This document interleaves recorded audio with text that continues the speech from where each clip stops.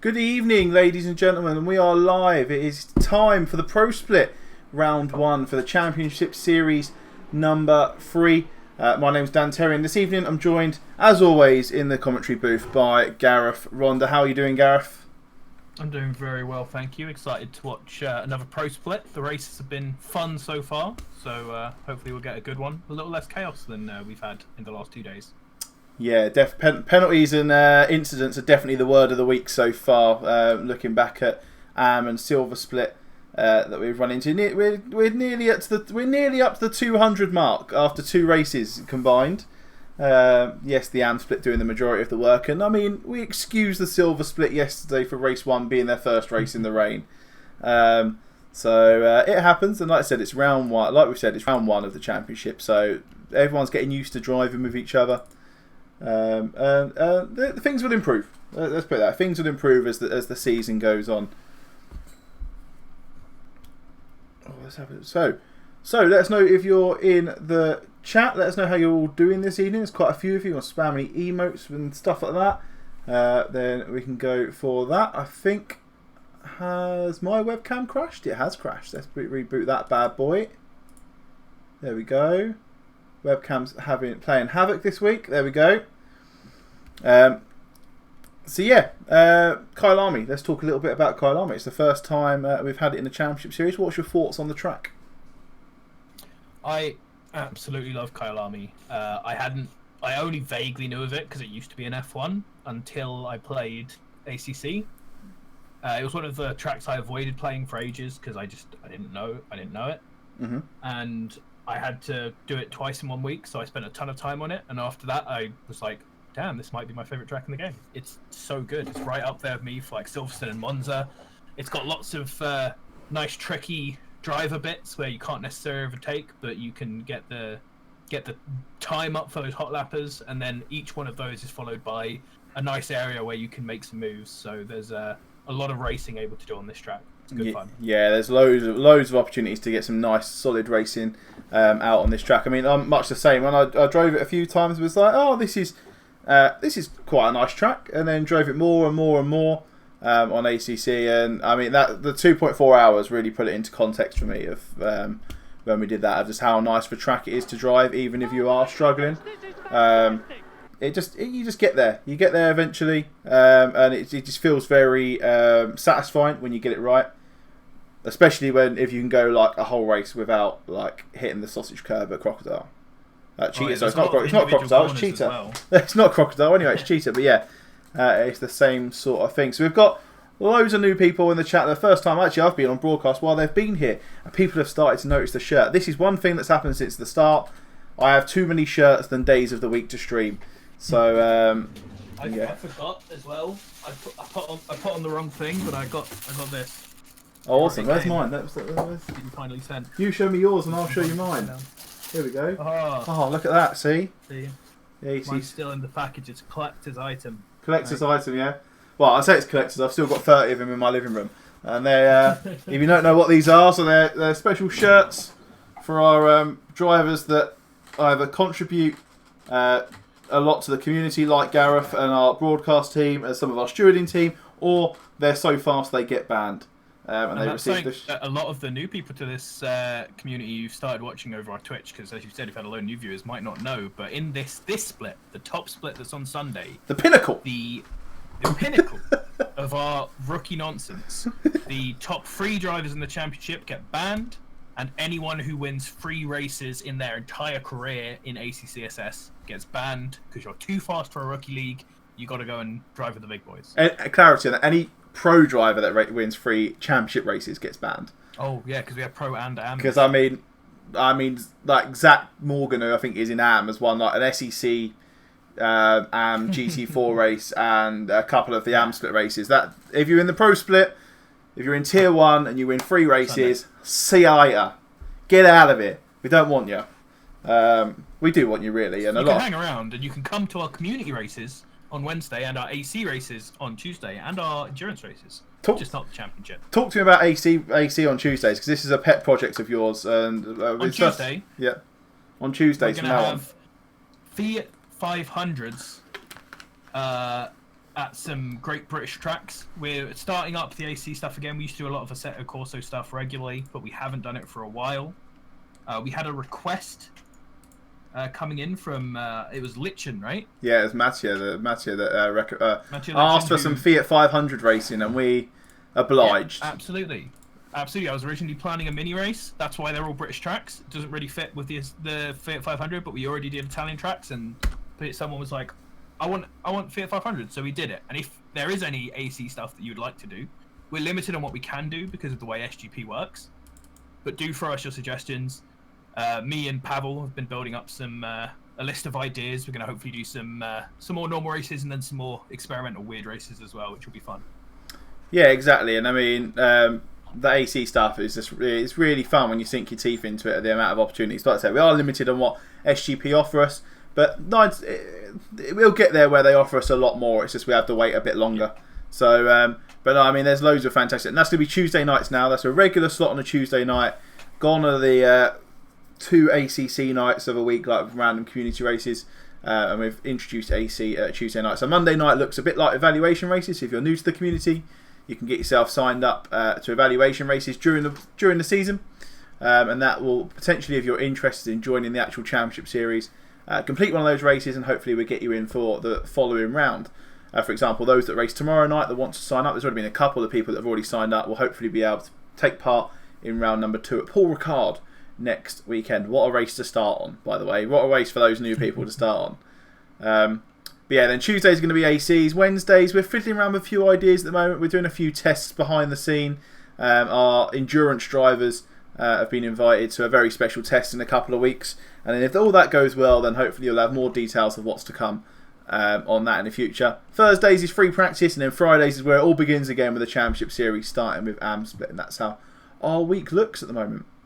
So we've got about 4 minutes left of free practice. Who are you? Let's have a little feature of the drivers that we've got. I mean, we can do this a little bit more when we're on track. But who are you? Who's your eyes on? Who is your eyes on for season 3? The first person to mention right now is Alvarado. In the Honda, always love to see some variety. Keyboard and mouse player. So always impressive to see just how fast he is. In the practice right now, he is second fastest to Hohenlocher, and people have been complaining all day that they can't match his first split, which he has the purple on right now, and he is a whole tenth of a second faster than pretty much anyone in the first sector, it seems. And he plays on mouse and keyboard. Like he's an absolute machine. Like, and I tried to do a lap on mouse and keyboard because you asked for laps, and I didn't have my wheel plugged in. And I crashed like just after the first turn in Monza every time and gave up. So huge respect for him for doing that. Yeah, I mean, there's lots and lots of new talent in this split. I mean, just looking at the free practice leaderboard now, with a couple of minutes left before we switch over to qualifying, and there's at least like 10 new names in there, and that's in tier 1 and tier 2 alone. Like there's been, we're nearly at 150 drivers, which was the aim, and hopefully we'll get there with the extra people. But like I said, the amount of new people, if it wasn't for the new people, we're simply just recycling all the drivers through again and again and again, which the new drivers are the exciting ones to watch, because we know the likes of what Bloomfield can do, what Venner can do, what Diggs can do. We know what they can do. We've seen them, and we expect certain results when we watch them drive. We know Bloomfield's going to put it into a wall at some point in season 3. We just don't know which wall it's going to be, and yeah, so that's just these new guys coming in are really what we're interested to see. I also think that this season has been the best in all splits, but looking at this now, especially in this split, for car diversity. Oh, there's loads. A huge amount of different cars. All the sorts of cars that were underrepresented before are in there. We have Kieran Wright again in the Jaguar. We've got Bimmers, right? We've got Bentleys. We've got Lexi. We've got a Honda. Do you know the what? only car I can't see right now is a Nissan. There is a Nissan. Licensing in a Nissan. Around the back. So there we go. We've got a Nissan, we've got Porsche, we've got Lamborghinis, we've got everything. I think every car is picked in the Pro Split. I think, yeah, because at least every manufacturer of car. Yeah. There are some of the the old cars and stuff, like the old McLaren and that. But every manufacturer has some representation, I think. Yeah. So the weather this evening, by the way. So how it works is in Am Split, they get a race at 2. Their in-game time anyway is at 2 o'clock and 7 o'clock. It's always going to be dry in Am Split. In Silver Split, as we saw last night, they do get weather. It's a very low chance, and last night they all should have gone and bought a lottery ticket. They had 3% chance to have a wet race. Race 1, round 1, absolutely chucking it down. So it happens, and yeah, it happens, and it's there. The Pro Split, they get a more severe chance of weather, and that severe chance is, I think today's about 11% chance of seeing a wet race.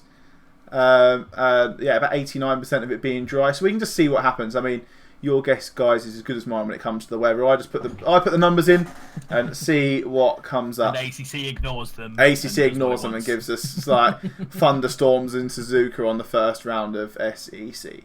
But yeah, it happens at the end of the day. Like I say, if you're new to the community or have any thoughts or feelings that you want to contribute, feel free to hit the sign up link that we've just put in the chat. And we get yourself over. So free practice has finished.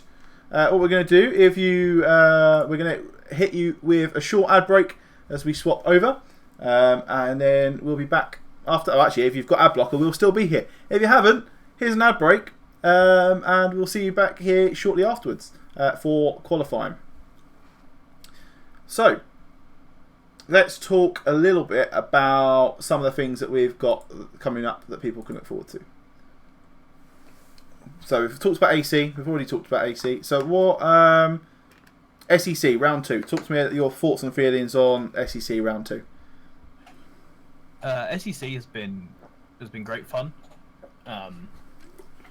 We've obviously had just the first round, and it's actually these races with how many people have been in them have been feeling more and more like broadcasting SEC felt, because there's so many incidents with back markers. It's so hard to keep up with everything. There's more action, which is positive, but it's harder to keep track of the storylines, which is a bit of a negative. But I'm a big fan of longer races. I think 2.4 hours is like right in the sweet spot. I think an hour to 2 hours is the sweet spot for like having a good race for one person. And so I'm a big fan of it. I love multi-class racing as well. Yeah, which we obviously get a bundle of. Yeah, I think the format really suits sort of the style of drivers that we've got, and it just really wraps in the whole sort of a bit of everything. Really, it's for new drivers to have a crack at all sorts of different projects that they want to have a go at, and all different lengths of races which we offer. But we are into qualifying. That's the important stuff. We can stop rambling on now. My webcam can stop crashing, and we're now into qualifying. So it's the outlap. How qualifying works, as you'll notice now, we have multi-coloured little symbols on the left-hand side. So AMs are our Tier 2 drivers. So if you've tuned in for any of the streams this week, you would have noticed that we've differentiated up our tiers a little bit. We've not talked too much about it until you guys can actually see it, and then I can now use that time to explain it. So yeah, our Tier 2 drivers or our AM drivers, they get the first 15 minutes of qualifying on track. So we'll see all our AM drivers out on track, and Eva and Lambert is the first one out. So we can see how his time goes. This is his outlap at the moment. Our white drivers are our Tier 1 drivers, so they're they're the pros of the pros. And they are our sort of elite drivers throughout the split. And what's new or what's different about the Pro Split and Tier 1 and 2 is we also have our silver drivers. Now our silver drivers are invitational drivers. At the moment we've invited all of our Yaban drivers back for Season 3. It's a short season. It's my first season in charge. So we thought, you know what, we'll get them involved and they're going to take part in Season 3 as part of the Pro Split. So they've got their own championship along the side of things, the Yaban drivers, and they are essentially the drivers we talked about earlier, the ones that have either won 3 races or finished top 3 in Season 1 and Season 2. And they'll take the white and silver drivers will take part in the second 15 minutes of qualifying. So if you want to have a talk to me through Lambert's lap, we're on board with him, Gareth. Absolutely. Going down past what Stefan keeps reminding me is technically the first corner, but screw that. This is the real first corner. It's a nice, fast, sort of hairpin-ish. You really need to get a good run out because you're pretty much flat up this whole hill, braking as fast to the right as you can to again try and get a good run because there's quite a big straight here. And then you go into this fast right-hander, which is a bit like sort of a faster Stowe from Silverstone. You can get some a bit of side-by-side driving here, but it will slow you down a lot because you really need to make use of the whole track around there. Really awkward little left hand here. Lots of people losing a lot of time here. And then a fast sweep left-right, which will see very little action, but runs you up to the hairpin. And if you can get a better run than someone else out of there, you can make a lot into this hairpin. Because you can take wide lines, you can take short lines, you can block on the apex, especially if you've got a nimble car like the Porsche. Then you set yourself up for a big run down the hill.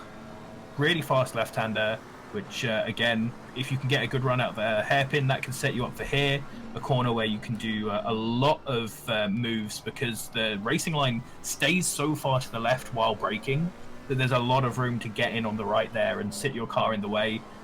Super satisfying corner there if you can get it right, because that sausage curb on the right will murder you. But if you get it right, it just feels so fast. And then the last corner is obviously super important to get right and really hard to get right, because it sends you right down this whole straight. And a 1:43 free from Lambert, which is a decent time, but a time that we think our pros will probably absolutely smash, as Strasser already does so. And so does Rather. Yeah, so that's essentially a really quick walkthrough. Gareth, I'm just going to ask you, is your microphone picks up your phone mic instead of your normal mic, by any chance? It very well could be. It may or may not have, but you sound a little bit tinny when you get a little bit loud. I've just turned you up a little bit, but... Alright, cool. So as Hopefully I'm sounding good. Yeah, so as we see now all of the AM drivers getting in setting times, we've got a 42.7 from De Ridder. That's a new driver for this season. These guys are all up on their times. I mean, Julian at the moment, Mr. Strasser in the 35 Bentley, is about half a second up on his time. I expect, yes, if I'm honest, I expect someone to get into the 140s. And I think it's going to be Alvaro or Hohenlochter is going to get into the 140s.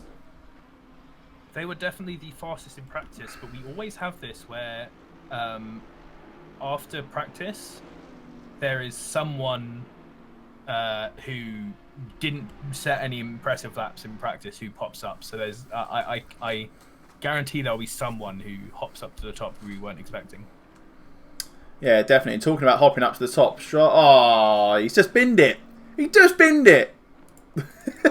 Julian was half a second up on his lap there and got caught out by the cheetah right-hander. I want to save the conversation about liveries. I want to save it for the race, but I'm looking through some of these, and there's some very nice ones in here. I'm sitting through the qualifying when I'm not broadcasting. I always just literally sit on their dashboard and watch from inside, so I have not seen a single livery yet. Oh, okay, that's all right then. So we've still got saving myself. As so far, the Riddler. I know it's the Ridder, but I see that and I immediately think Riddler. Setting the fastest time so far of a 1:42.4. So very quickly we're dropping down towards that 1:41. Reza in second, Norberg in third. And someone is Zanton, the fourth driver to have a 42 time. Someone that is massively up on their time is Sachs. He is coming into the last corner at the moment. I don't think it's quite good. No, it might actually be. He's got a really good run out around the last corner. He's going to put him up there. He's put him up pretty close. There you go. He's putting him up to P3 then with that lap. But all these drivers are improving. And talking of improving, Mr. Riddler himself is up on his time. He's stuck behind the 42 of Van Santen in the AMG.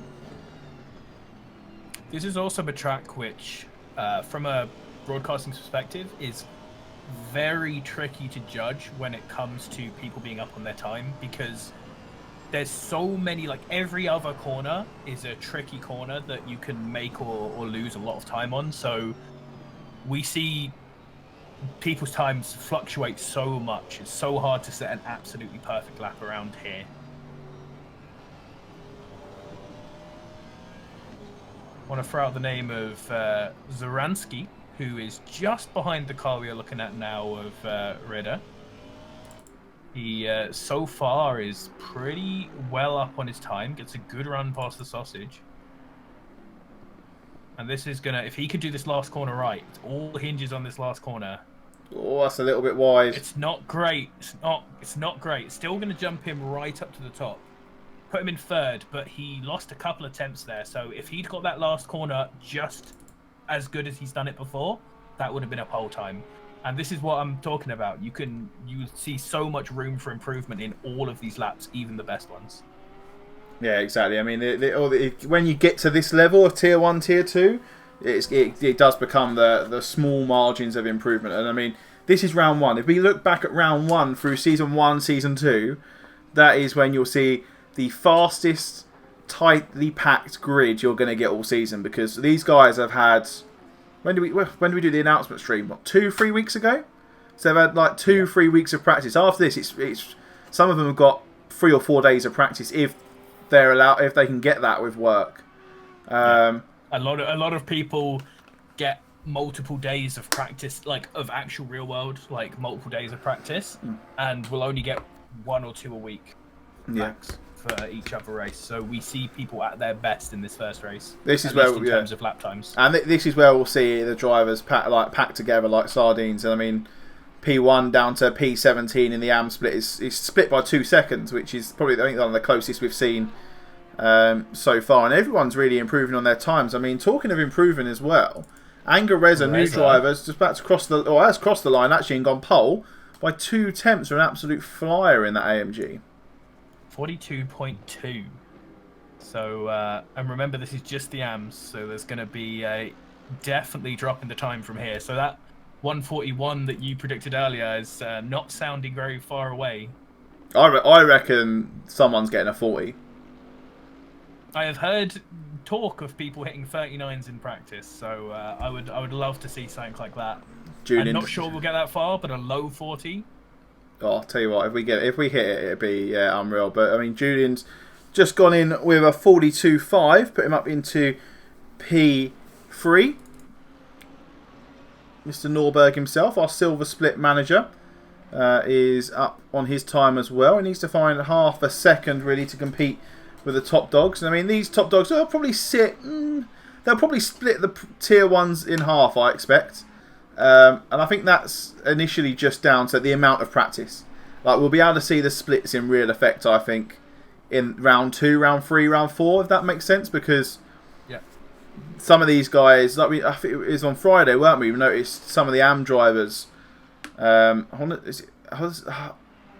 say it was Tweedy, wasn't it? Put so much practice in, so much time. It was just unstoppable and uncatchable. And I think he finished top 5 or was on for a top 5 overall, weren't he? I think in both the races, just for the amount of practice he put in. And I mean, just to see if these drivers can carry that out across the rest of the season. I want to quickly reply to someone in the chat because this is something that has been brought up by a lot of people, even some of the competitors, about it being unfair that the AMs get the worst track. But there's a few things. Firstly, that's always how it's done in motorsport. That if you're splitting practice, the slower guys go out first because the slower guys get the slower track. It makes sense. The other thing is, it's not really unfair because they're still competing against each other and they're all on the same track. So, you know, they, within their split, get the conditions that they require to do their best.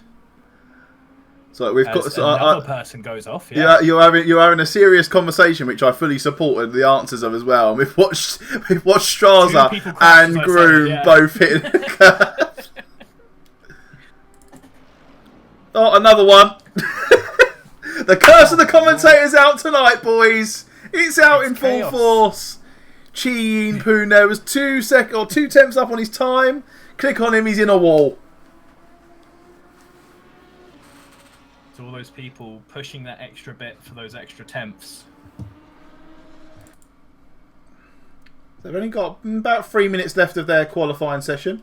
Rez has sort of just consigned himself into the pits. He's got 2 temps in hand over De Riddler and Straza. Straza was 4 temps up on his lap as he went over Cheetah there. Good. I mean, who put this man in silver? Yeah, what an absolute nightmare. Glovers found honestly, when I was in silver, because I couldn't turn up to AM, I told Julian I was in the same split as him, and he didn't believe me. He thought I was trolling him, which, to be fair, I normally am. So it was a good guess, but I wasn't. Oh, little bit of a mess up there from Zaransky. He was looking good, and he actually gained time through the last corner, but went wide and lost it all on the end. Everyone really trying to get through. Rid of the next one, it looks like, and there's a couple further back down the order, a couple greens in the midfield, so he could have a late surprise diving in. So even the midfield as well, they're only half a second off of pole.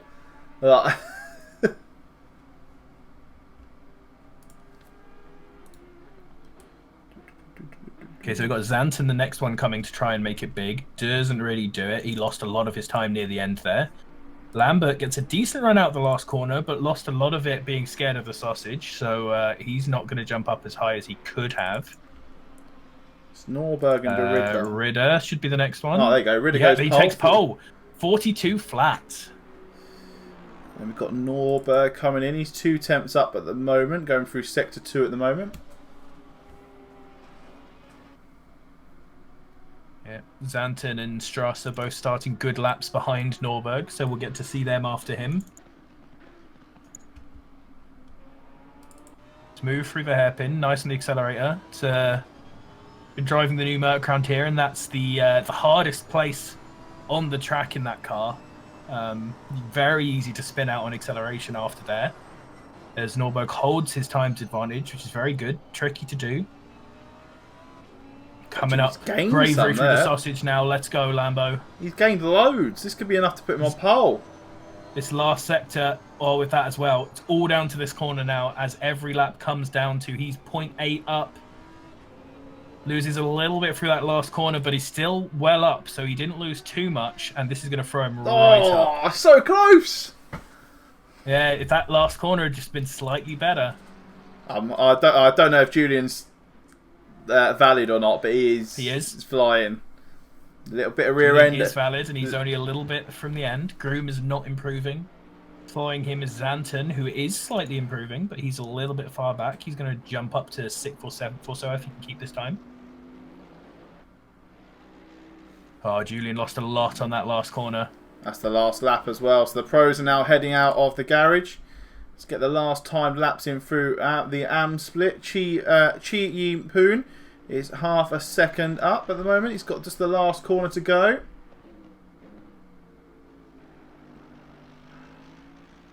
Oh, that's going to invalidate him. Yeah. No, it didn't invalidate him. It didn't invalidate him somehow. He goes up to 3rd then in the AM split.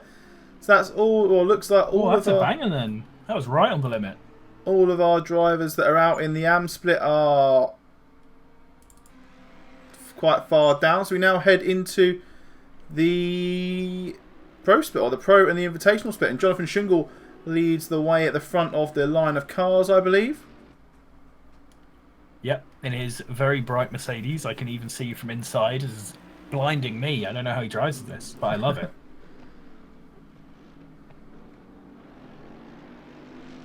I've got to have a look at this one. It's just full on yellow. Nice. It's classic having Ollie Venner right up his backside as he goes in there. But these guys might want to start finding a little bit of space here to qualify, because they're going to need to. They're going to need to corner. They're going to need to find some space, or it's.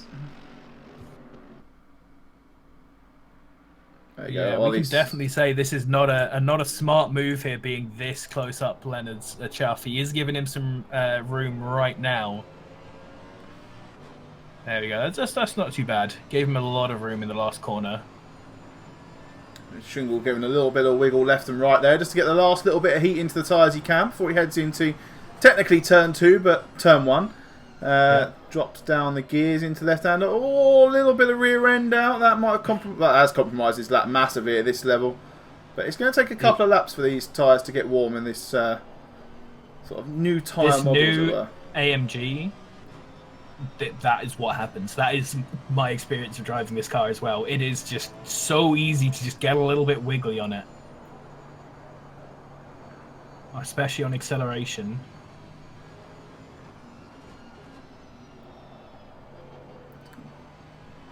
Comes into the S's then, or the S's, the chicane, or whatever you want to call it. Probably the most technical part of the track, if in my opinion, is this part. It looks so easy to do, but it's just so like... Absolutely not. I think all of the hardest corners on this track don't look impressive. Like, all the impressive looking stuff is like the chill stuff. All the stuff that just requires some bravery, like the sausage, like... Do you know what I've realised I don't like about this Evo? This is the Evo he's driving, isn't it? I don't know, and I don't know how to find out, but if you look from the camera angle we're on, the onboard, there's this massive black bit of carbon fibre in the top right. Yeah. And it's clearly in a few cars. And it's clearly strategically been placed there because it's got some sort of website marketing written on the actual panel. So here we go then. First lap time through. Shingle puts himself 15th overall. Fenner up to 11th. Where's the big guy? Where are the two fast guys that we're looking for? Hohenlochter comes in at P5. Alvarado comes across P1 straight away. P1 straight away into the 41s. Well. Into the 41s. I believe before they've gone, when they haven't set a lap time yet, our broadcast software compares them to the pole.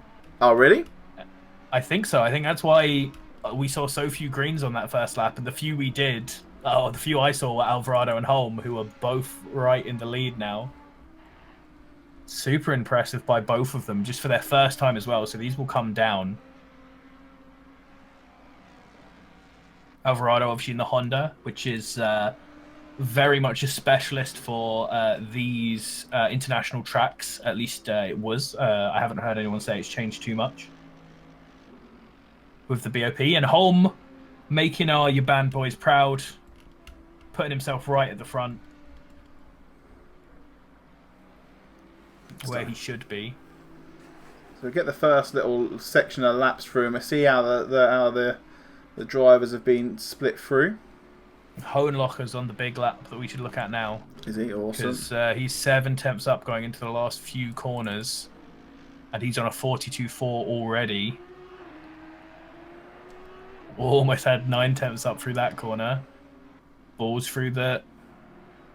Yeah, not bad. Lost a little bit. Lost a tenth through Cheetah. Good exit, a really good exit. And that's gained him it back and some... 41, and he's done it. 5. Rapido. Absolutely on fire is this Audi of the 969 for Hohenlochter. I've heard people saying the Audi is also good around here. Shane Thomas, he's a second up as well. He only needs to find 1.4 to get himself on pole. That's going to be good enough to put him into P3. Ryan Ware is actually 1.1 second up. He's only 1.8 off of pole. He's got the final corner to go. Oh, he's gaining time here. Smooth. He's gaining time now in the BMW. Puts himself up to P9. Jonathan Shingle, 2 temps up at the moment. Any other big... Mika Manika is up. Just behind him. I think both these guys are in the same... All these guys... Bloomfield's about to jump up because he's only a tiny bit above his time, but he had his last lap taken away from him. 4 temps up going into the last corner. Nice entry. Can he move out of there? Yep. Pretty good. So he's going to be right up there with the 141 guys at the top. 3rd position for Ashley Bloomfield. Jonathan Shingle then coming into the last corner. He's lost all his time a little bit though. Clerk's coming around to Cheetah now as well. He's up.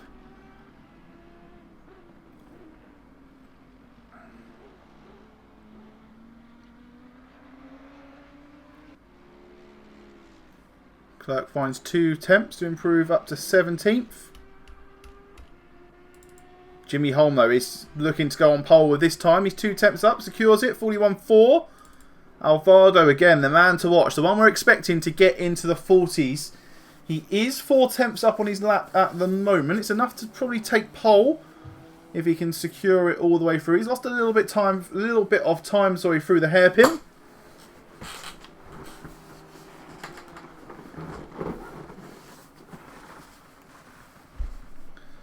He's pulled it back on the downhill. He's up 4 temps at the moment. Still needs to find best part of half a second. See what his line's like through here. Nice and smooth through there. Just got the last corner to go. It's definitely going to be enough to put him up to P2. He's found time in the last corner as well. Oh, P3. 2/100ths off of P2. Victor Yanaba then is up as well in the Audi. He's halfway through his lap. He's 2 temps up at the moment.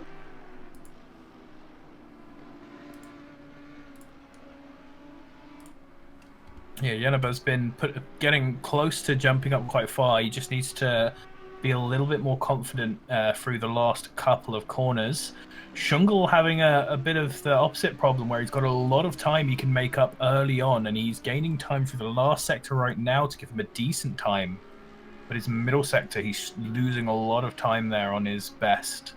Still pretty far down the field in 27th.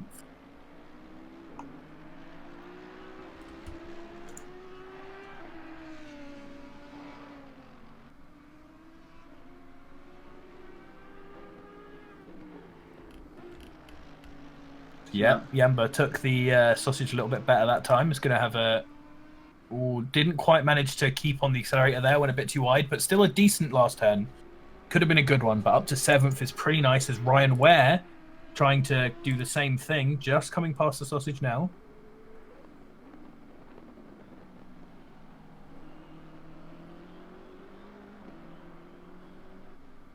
Takes the same line there as Janba and loses about the same amount of time, so doesn't get to go too much higher than him, but does put himself in 6th.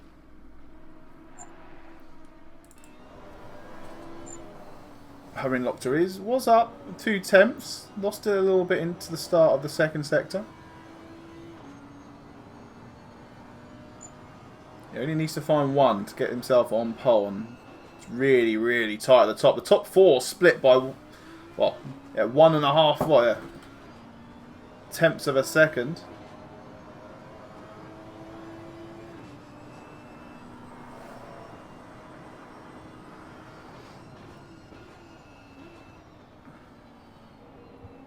Salguero, a new name to this that I don't quite recognise, coming around the last corner now. Lost a lot of time for the last corner. He was about to get a really good time.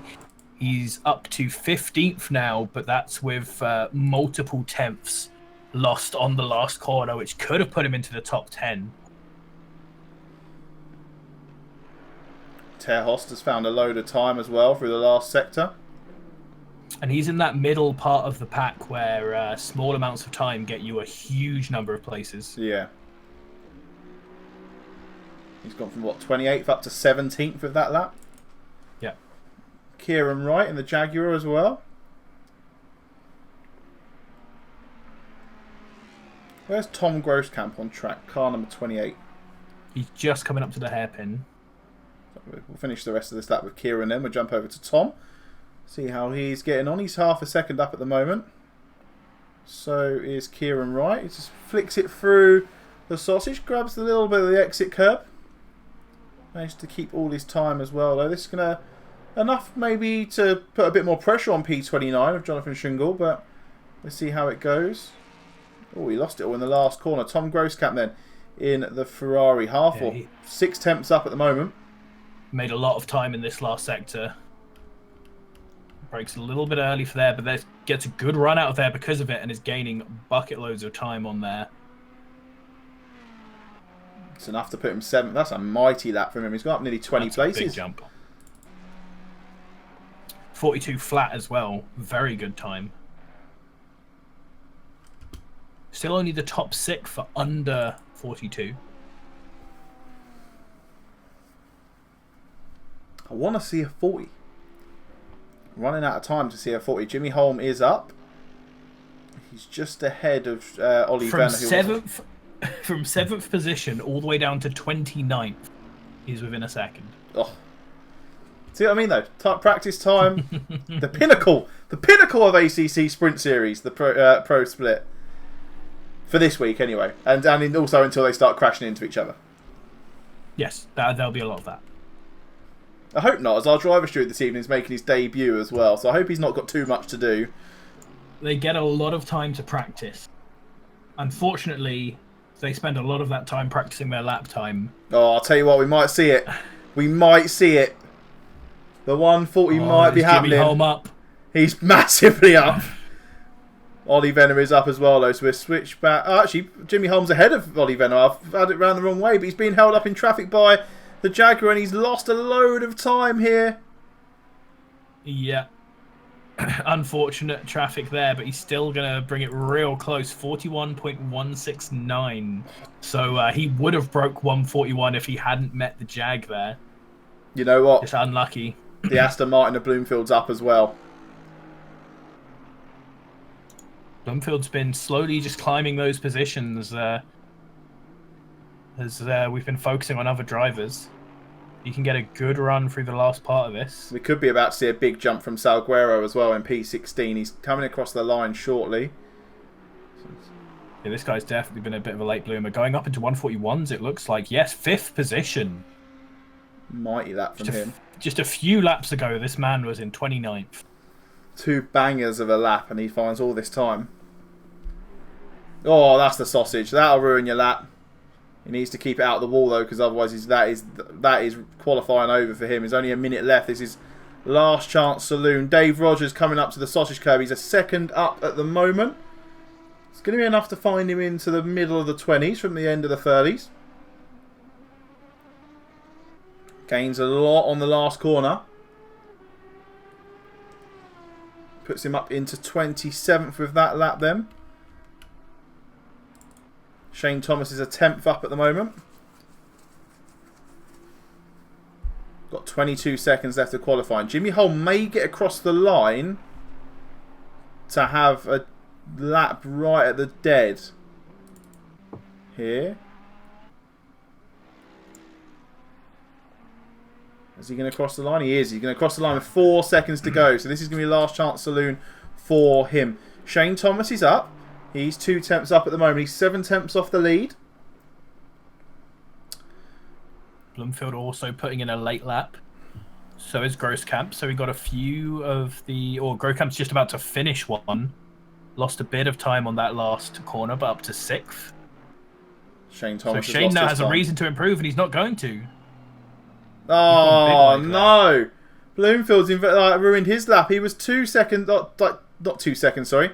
2 tenths of a second up and managed to find a couple more, and has absolutely ruined it. Hohenlocker then is 3 tenths up. No, 3 tenths down. Falling like flies here on this last lap. It's looking like Holmes the only one who's actually going to put in a lap. And he's just lost all of his time through the S. Oh! How the hell do you do that? Who's that? Better braking into the hairpin there. He made up almost. He's lost a lot of it coming out, but he made up like 5 tenths there, just in braking into the hairpin. Amazingly, it seems like this guy, he's on a 141.1, and he still has buckets loads of time in that last. Hold the phone. It's happening. It's happening. Good. No, last corner. Is that a little bit too wide, but it's still happening. It's happened. It's gone. It's done. 140.9. The end of qualifying. It's happened, ladies and gentlemen. What a lap from Jimmy Holm at the end of that sector.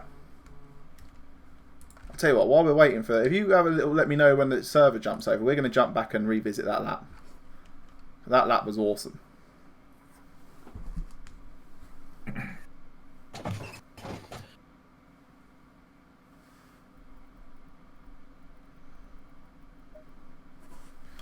looking for Mr. Holm.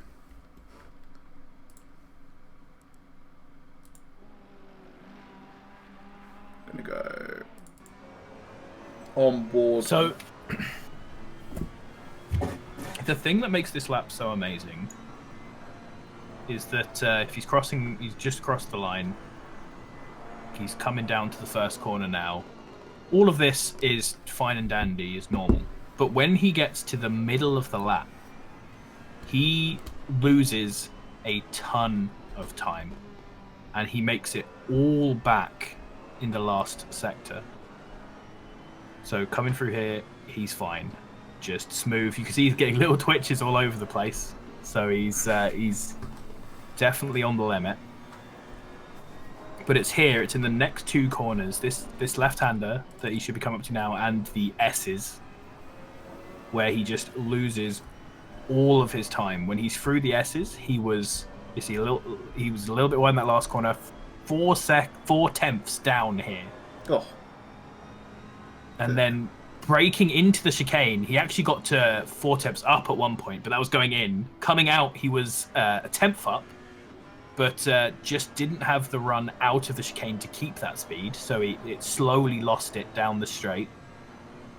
And then through this last sector, he built up another 4 tenths before the last corner, where he lost 2 of them. So this man still has boatloads of time in this lap that he could improve if he strung it together right. Absolute monster of a lap there from Jimmy Holm. What a hero. And this is why he's banned. This is why he's invited back. Ban that man again, says the chat.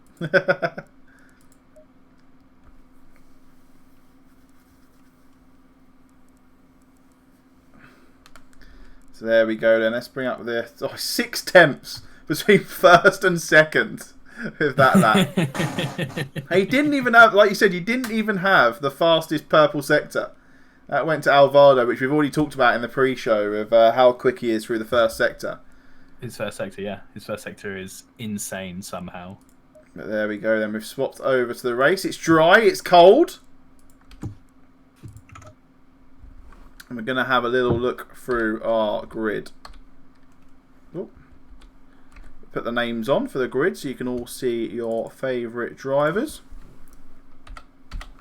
Ooh. Take a little mosey on out. Have a look around the scenery of Kyalami.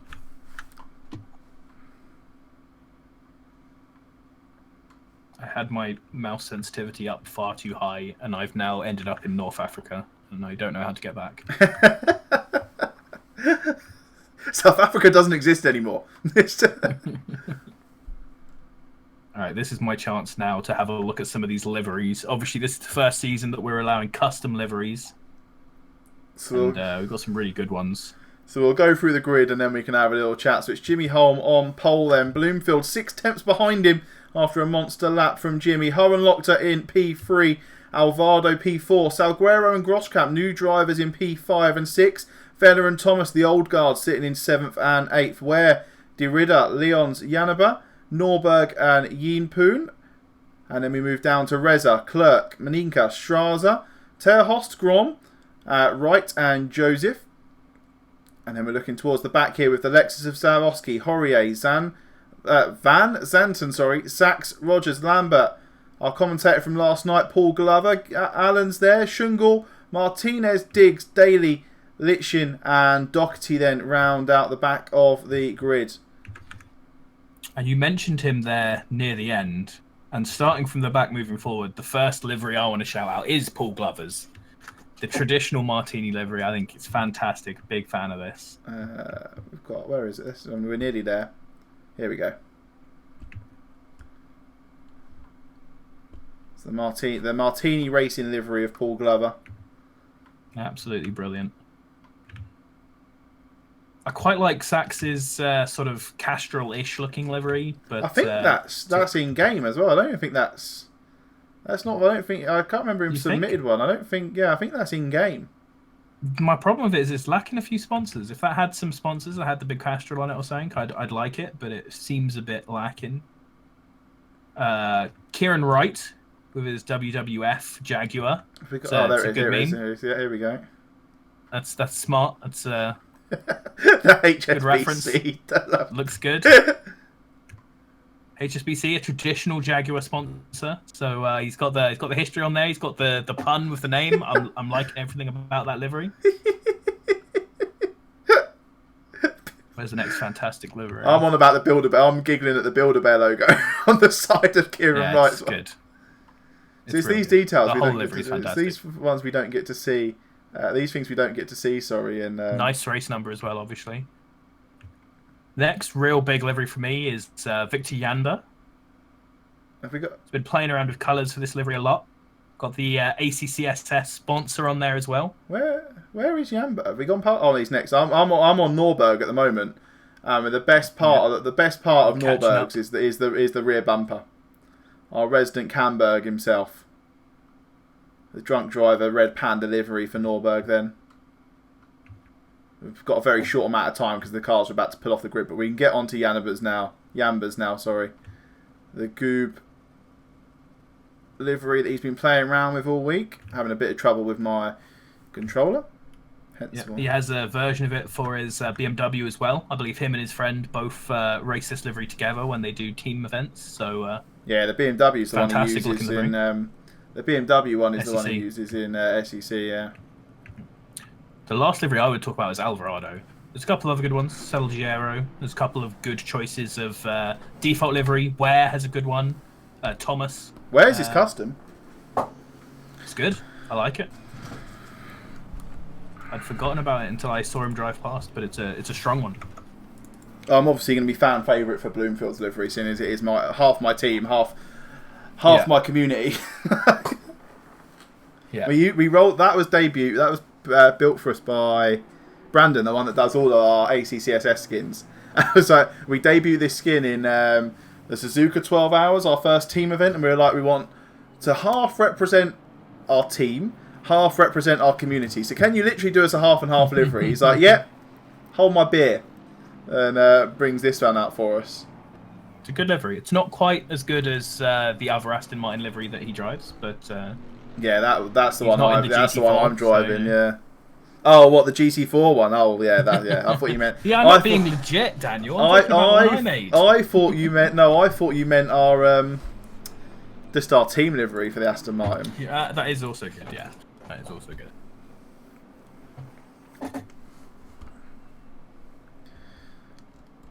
So I am going to look at the front of the pack and then flick down to the middle of the pack for turn 4, because that is where it all goes a bit Pete Tong in the middle of the pack. Turn 4 is where everyone has died every race we've done here so far. Yeah. And the thing is, they don't learn in between race 1 and race 2. Oh, no. No, yeah. When I was commentating the AM event with our good friend Stefan Bunatix, both races there was deaths there on, I think, one of them there was even a death on turn 1 and on turn 2 in that corner. So yeah, I can't really talk about Friday night race because I went to the disconnect region of this loss, and unfortunately took out a brand new driver to our community. Nothing but apologies for him afterwards because it's nothing I can control. Cars were literally pirouetting on my screen, and then I appeared inside him. I was like, oh, that'll do. Yeah. Yeah. So the cars. He went to the Shadow Realm, came back, and you sent him back there. Yeah. No, I was the one that went to the Shadow Realm. I guess so, yeah. Yeah, I was. If you're going to the Shadow Realm, I guess that's what. I just came back through the doors of the Shadow Realm with a fire in my belly and just killed someone else. Yeah. So here we go then. PSD shoes in chat. Nick is using a keyboard. He is mental. It's crazy. Absolute crazy, man. So 2x2 then. Coming around the last corner. Now, the one thing we will notice is where we've got quite a large grid. Half these drivers are still going to be around the last corner as we go green. So we haven't had too many drive-throughs being caught out by that yet, but we'll see how it goes. Alvado's going to have. If you can hear fireworks. Alvado's going to have a big gap here. He lost a lot of time as the cars went. This is not a good setup. The front three are so far ahead. There we go, then these guys are going to make it 3 wide between Holm, Bloomfield, Hohenlochter.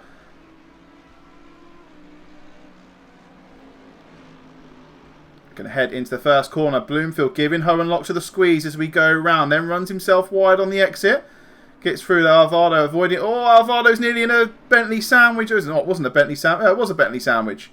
From Salguero, closing the door on him. Venner's through into P4. Bloomfield shuts the door on Alvaro to put him into P6. We look pretty clean so far. There's a little bit of carnage towards the back. I saw a couple of yellow flags coming into... Shungle and one other have just been knocked off, but just looks like 2 or 3 cars involved. So Delta's all... Yeah, so Maninka, Shungle, Lichin all involved then in that first incident. But Jimmy Holm then leads us through the S's for the first time. On the tail of him is Hohenlock to Salguero. Made a great start, gaining a couple of positions. So did Venner, gaining 3 positions as well, up to P4. And we're going to have to see how this battle plays out on track, as Bloomfield and Venner have a history of getting involved with each other on track, and it always ends in carnage somewhere along the line. So we'll have to see how these two get themselves on. Alvaro then lost cut a few positions off the start, being squeezed by that Bentley off Salguero. Finds himself into P6, and then Grosskamp makes up 1 to find himself into P7. Oh, there's a spinner there. There's the 15 Lexus, I believe, of Lyon. Steve Lyons, new driver for this season. Spun coming down the hill. Looks like there were 2 separate incidents at the back. Diggs tapped one of the Mercedes around, who crashed into Lichen, and then it looks like Shungle... Oh, he crashed Shungle round, and then the other Mercedes was involved in a totally different accident further up. That's unfortunate. So Holm leads the Invitational split. Hohenlock leads the Pro split, and they're on board at the moment with Menno de Riddler, who leads the AM Tier 2 split so far. On the back of this 616 BMW of Ware. Looking to see how much he can gain. They're 2 wide just ahead. The Ferrari of Grosskamp and Thomas in the Aston Martin even, battling it out through the long sweeping right-hander.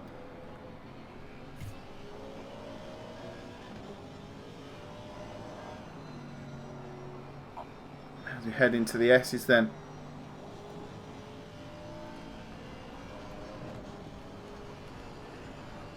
See if he can make a move into the hairpin. Now the thing that we're going to notice here a lot is the pit stops are going to play in favour. The strategies play a lot more of a favour in the Pro split than they do in any other split, because these guys, they're the little differences that these guys are working on.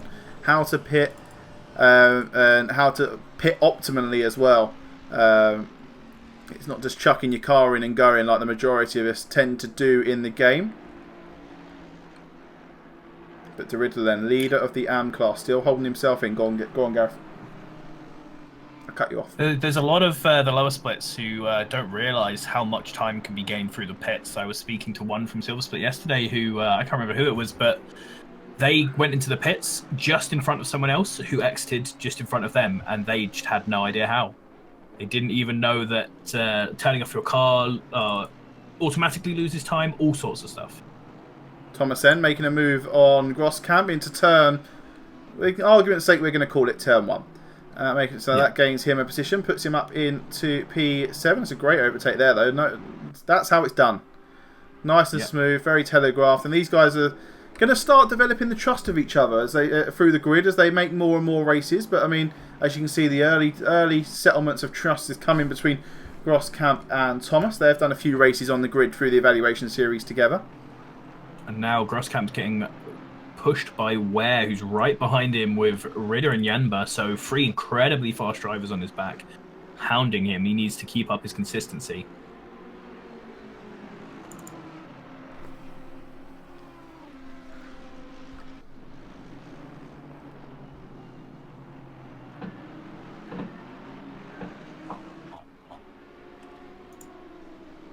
Have a little jump up to the action further ahead. It looks like Venner, the gap's changed, but Venner was really close to the back of the Bentley of Salguero.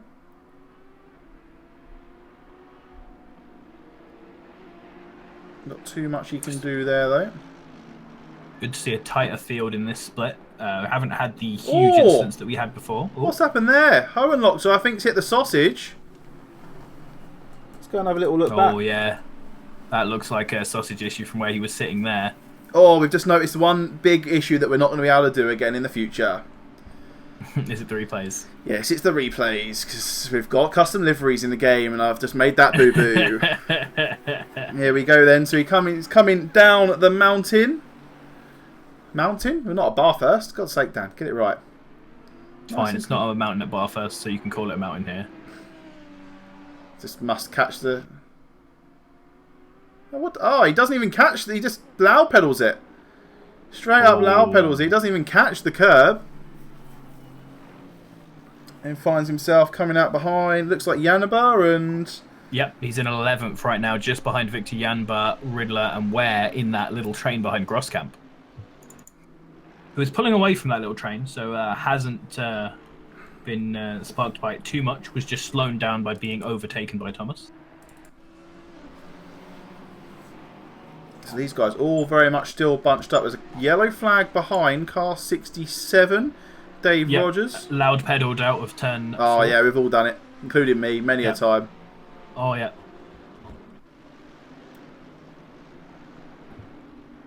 So that's opened the door for...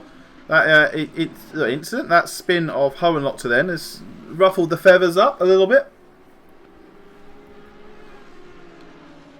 The pack's slowly starting to thin out. We've still got Jimmy Holm on pole position. He is in the 41s. He's not got the fastest lap of the race so far. That's in the hands of Ashley Bloomfield with a 1:41.4.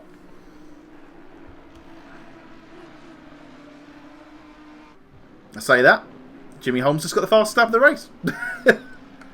Now this is a guy I want to talk about that I've got on screen at the moment, because he's had big improvements across all 3 seasons. That's Eric Groom. He was in sort of towards the lower set in season 1. I was racing with Groom in season 1. Yeah. Now he's 20th out of almost 50 in the pros. He's doing incredibly well. Yeah, absolutely flying. He's 20th overall, 6th in class. So penalties are starting to be distributed by our stewards. 5 seconds for Reza. I assume that was for contact towards the start. That must have been the incident that I didn't see at turn 1.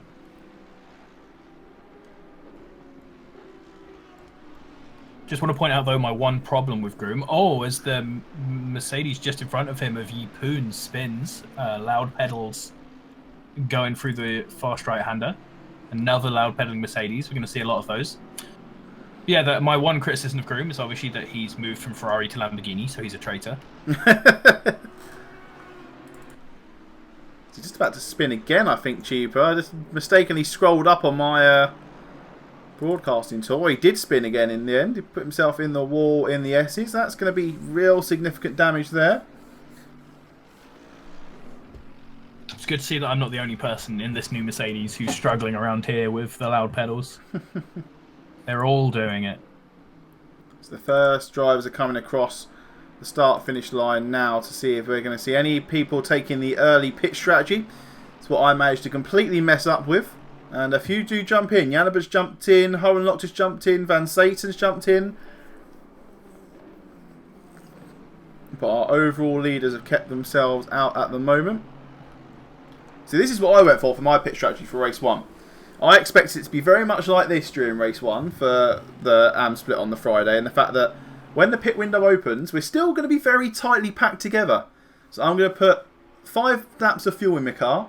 That'll get me to the pit window opening, and then pit and then get into the clear air because everyone's still packed together, and just run hot laps for 25 minutes. It is the hot lap strat. It's not bad. A Shungle comes in with a big broken nose. Ooh. Yeah, and then but unfortunately. There was a whole bunch of incidents and a little bit of chaos. And I ended up pitting very early in clean air and coming back out in a pack full of cars. So interesting thing here: Janba, Hohenlochter, and Zan Jimmer are actually 3 wide in the pit lane. Janba is the last to turn off his speed limiter, so he loses a lot of time for that. A huge example there of how much time you can lose by just such a tiny mistake. But both Hohenlochter and Xanten jumping Janba in the pits. Xanten actually jumping both of those guys in the pits. That's great. That's just through better execution of his pit stop. Then he's given the position back, though, to Hohenlochter. And this is something we'll come back to talk about probably throughout the season, actually, which is the introduction of these, the splits and how it all works, in the fact that, realistically, you don't have to race the cars that aren't in your class. You can do, and we're not going to stop you from racing the car, like every car on track, but how the point system works is the top 15 Tier 1 drivers, they get points, and the top 15 Tier 2 or AM drivers, the red driver, they get their own top 15 get points, and the silver drivers, the invitational drivers, they've got their own point structure as well. So realistically, it's very important to be able to realistically judge your own pace and the pace of others around you. Yeah, exactly. I mean, we're not going to see it too much in the AM and the silver splits, but in the pro split, you will see, like we've just seen there with Van Zaten, giving the position to Hohenlochter because he's not in my like essentially that guy's not in my race. And actually, that guy lose time fighting him. That guy qualified faster than me anyway, and a bit like what we established yesterday in our 6 hours of Brands Hatch race we did. Actually, if I can attach myself to the back of a really fast car, they're going to pull me through this. Yeah, they're going to pull me through the rest of the race. Don't get as much slipstream in the GT3s as you can in other cars, but in other sims. But it is good. It is still going to very much help you. As up at the front, Alvarado right on the back of Bloomfield with Thomas right up behind him as well. So Alvarado not being able to find a way past, and Bloomfield seeming to be on pace quicker than these guys. Roskamp then enters the pit lane. He's the first of probably the top 10, the big 10 in the split that we're looking to perform. Here he's followed in by Clerk as well.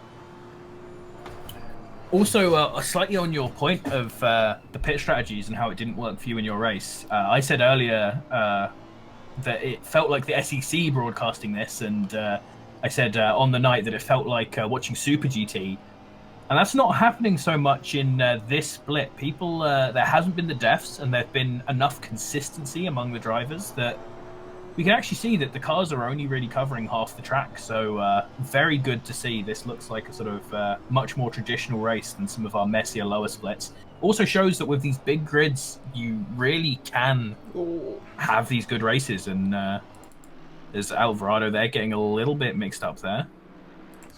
Thomas threatens to go past, but doesn't quite do it. Yeah, and I mean, the thing to help that situation out for SEC will be our new sort of timing partner that's come on board that they've kind of announced but not really announced, which is pitwall.live. They're going to be coming and helping us out with our timing for you guys and for the teams and the drivers themselves as well for the SEC races. In the fact that you're going to be able to have pitwall.live run alongside and actually the broadcast be embedded into that, so you'll be able to keep up with the drivers on track and where they are in relation to their pit stops, their stints. And hopefully that'll make it a little bit less confusing for everyone. And that was some of the feedback we got from both staff and drivers alike. As Thomas still looking to bite onto the back of this Honda. Just needs one or two little mistakes and he might open the door up for them. He's put enough pressure on Alvarado that has released Bloomfield to chase on with Venner. Now, if we're talking about reputations of crashing into each other, Bloomfield and Venner have this from a lot of the community racing we've done together. But they've got better over time. I've been in a lot of races with these two, and I haven't seen them crash recently. So hopefully they can keep up that trend. I haven't seen them crash recently. Alvarado goes round, loud pedals into the fourth corner, and lets Thomas Ware and Riddler through. See, Bloomfield, nice safe spin round. Bloomfield nearly did the same thing as well. He caught he tried. I say cut the corner. He went over the curb. Is that for position? That is for position between Venner and Salguaro. So Salguaro must have had an issue as well, and Bloomfield's going to make it 3 wide going into the S's. Maybe not. It just depends which car you want to sit behind. Do you want to sit behind the AMG of Venner that's clearly in a very nice flow at the moment, or do you want to sit behind the struggling Bentley of Salguaro? Bloomfield picks the back of the Bentley. Salguaro closes the door on Venner, but that's going to open the door up for Bloomfield as well. Coming back down the mountain then, let's see what they can do. Very nice driving there for all three of them. The big Bentley getting in the way of everyone as they come down to this.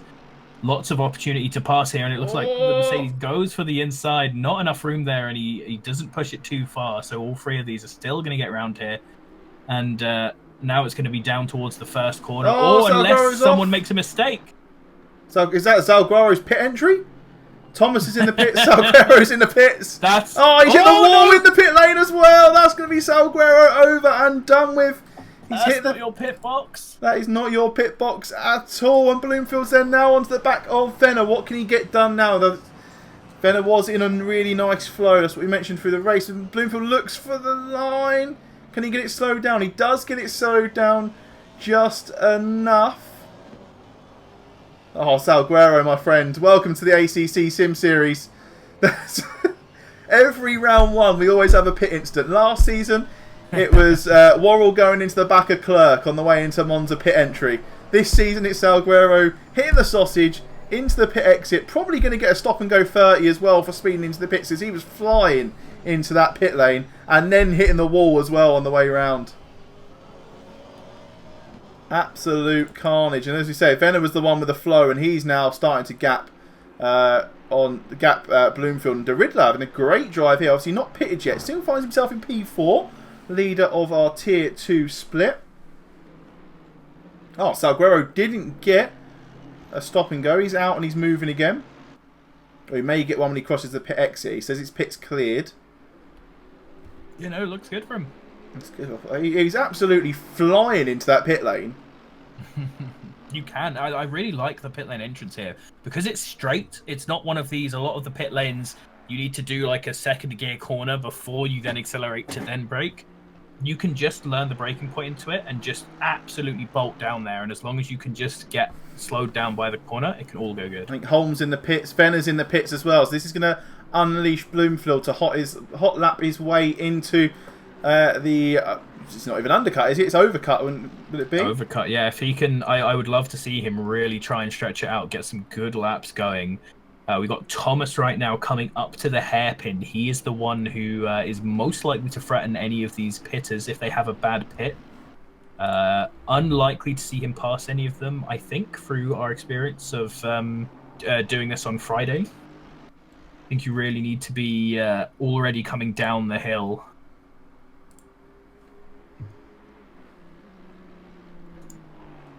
All three cars are still stationary, but it looks like Holm is just grabbed on the move. Venner just about to follow him.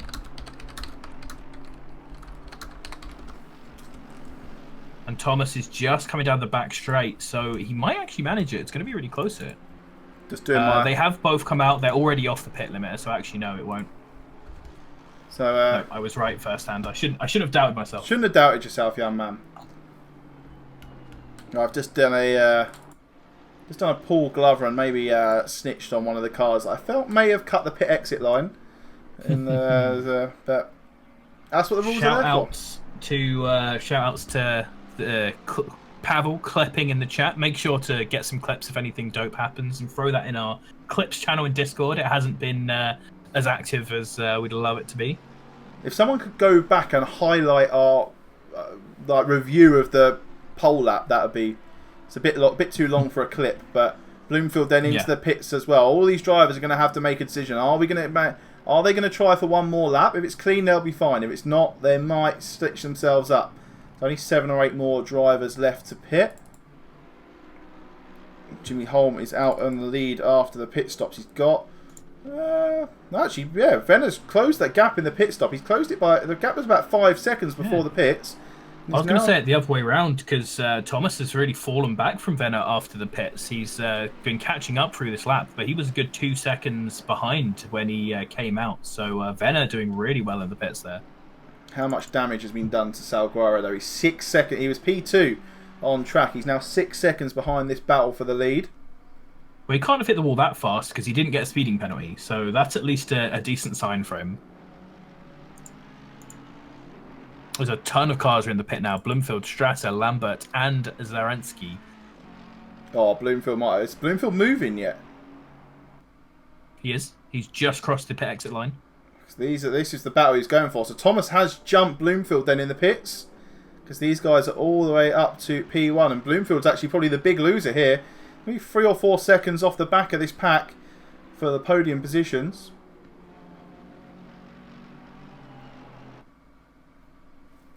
I'm just going to let you talk over... Who got a drive-through there? Zaransky picked himself up. Zaransky, drive-through speeding in the pits.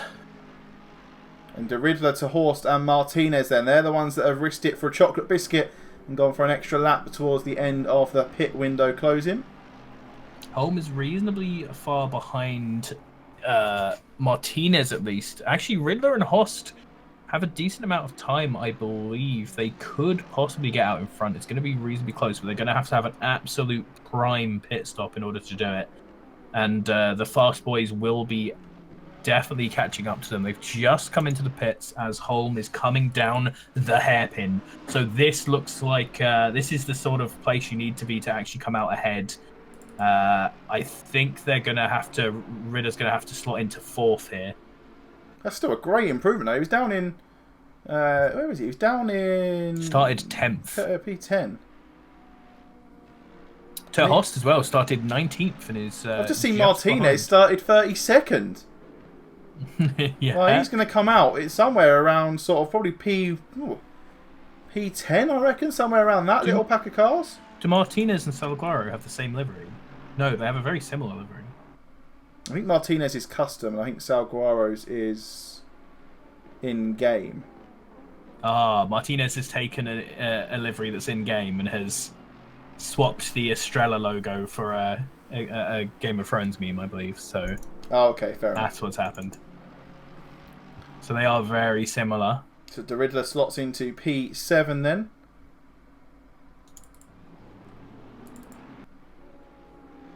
Ollie Venner still chomping at the bit to get past this Ferrari of Jimmy Holm. And Bloomfield's gone from playing a tackle game to playing defence from Salguaro behind as well. He's now got that Bentley and the Audi of Salguaro and Hohenlox are chomping at him as well. Just wanting to get past him. He's had to turn attack into defence. Let's have a little look further down the order at how cars are getting on. Commentator from last night, Paul Glover, sees himself in 21st. Nice, in a nice little string of cars. Going to leave you on board with him as while I set up the driver of the day vote, because I remembered I didn't do that earlier on. Absolutely, Glover seems to have been in sort of a gang of cars all day, so hopefully a good fun race for him. Getting some action in just behind Julian Strasser, who's also done some commentary with us in the big old Bentley. A little bit disappointed with Strasser's livery. He has a absolutely fantastic livery on his KTM in the SEC. As Glover's really putting some pressure on here. You can just see up in the head Aston Martin as well, putting pressure on. That might be Ritter or could be a back marker. Nothing really you can do in terms of racing right in this last sector, so this whole sector is really just putting in Glover's hit the sausage. He's kept it out of the wall though, but that's going to open the door for Lambert in the McLaren. And the Audi and the Bentley as well of Martinez. That's going to put... he might be able to squeeze the Bentley through. Yeah, he's lost like 5 places there. That was a big costly mistake. Having to sit in behind the Bentley now. He's really close and he will get a bit of the slipstream from that big boy, so he could go for a dive into here. He's already placed himself out to do it, but not quite brave enough to try and make the move stick. Let's have a little look at the order that we're in at the moment. So we've got Venner in the lead of Tier 1. We've got Holm in the lead of the Invitational Tier, and we've got Eric Groom actually. What's happened to De Riddler? De Riddler must have been involved in an incident because he's fallen from P7. There's a massive pack of cars behind him, though. Oh, holy, yeah, that's a NASCAR pack right there. We've got the Bentley of Strasser, Horrier to Horst, Norberg, Van Zaten, and De Riddler, all in this little pack for the middle of, well, sort of the top P10 to P20. Yeah, Riddler in the front of the huge pack is the last of or would be the last of the point sitters in a normal race, but obviously some of these are AM drivers, so these guys are actually fighting for the sharp end of AM, a lot of them. Yeah, all fighting for the final podium place, essentially. Yeah, I think the first 3 drivers here are fighting for the podium of AM, and the guys just behind them are fighting for the last point of pros. So Interesting. Two fights going on at the same time. There are two Mercedes next to each other, Zanten and Oh, Tahost. he's caught him. Spun around is Zahanten, I believe. And there, yeah, Van Zaten and Tahost both collide. So that's going to be most likely a penalty for Van Zaten then coming up. And Tahost has just got, or it looks like Tahost was the one who spanned Van Hayten, and he's already got a 10-second penalty. So he's going to get absolutely thrown down the order for that one. Let's have a little look at the sharp end of the order, and still looking at Bloomfield having to defend. He's just lost the back of this pack of Ferrari, AMG and Aston Martin of Holm, Venner and Thomas, and he's just been left to, like I said earlier on, turn essentially a really big attack into an absolutely mighty defence. And this is where we have to rely on Venner to not ruin anything by being super aggro into here, because this could be another Tweedy moment from Friday. It's a very similar situation, two people in different classes fighting for first overall. And this is now the back of the pack as well. So the car in front of him is the cars in front of these is Dave Rogers and Jonathan Schungel are 35th and 34th. They're the last two guys on track. So, and Venner doesn't have anyone to challenge him for a while. He only has Thomas close behind him. Bloomfield, as you said, is defending from Salguero a lot further behind. So Venner can just calm now and run out this race. But knowing Venner, I feel like he's going to go full send. Just full send always. Aston off. Does that Venner make contact, or did the Aston just go? I missed that. I looked up at the stream. It looks like so. I don't know if they made contact, but Schungel definitely left him very little space there on the outside of the track, and he got on the grass and just lost it. So our leaders come up behind Leonard Schungel now. So we've got Salguero putting pressure on Bloomfield. This is for P2 and P3 in the split. Got Groom applying pressure to our invitational driver, Kieran Wright, in the Jaguar. Oh, Schungel's lost it. Schungel's lost it. He's hit our leader Holm. Holm is fine. He hasn't been moved, but Schungel lost it, hit Holm, and spun off into a wall. So he's absolutely wrecked now. And hopefully Holm hasn't sustained any damage from that. He's still going fine. He didn't get thrown off by it, so not being too bad.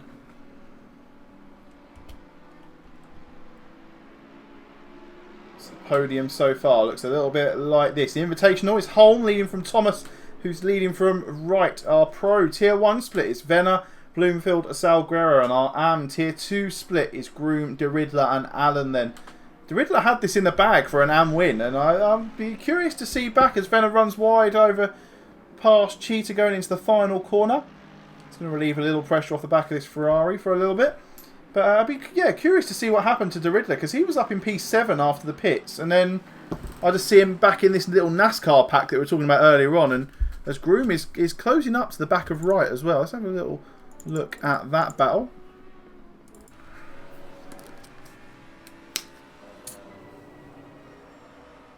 Ooh, Wright getting very loose there, goes off the side. This is clearly not being a good track for the Jaguar. Oh no, Groom! I didn't see if that was a tap at first to send him spinning, or he just loud pedaled. Groom just loud pedaled his way around the final corner into the side of Wright, and that's going to give DeRidler the P1 in AM then.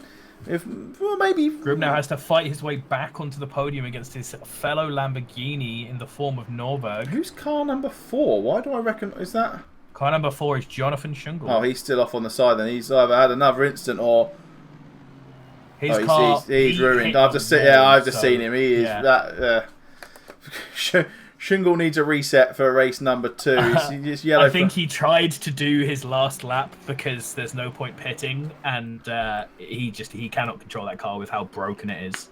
Are we going to have another lap? I think we will do. Yeah, we definitely are going to have another lap here. Leader? They're coming down the hill now. They're about 20 seconds from crossing the line. They're going to have another lap. Wright looks that front left wheel of the Jaguar of Kieran Wright just hanging in the air as he goes into the S's.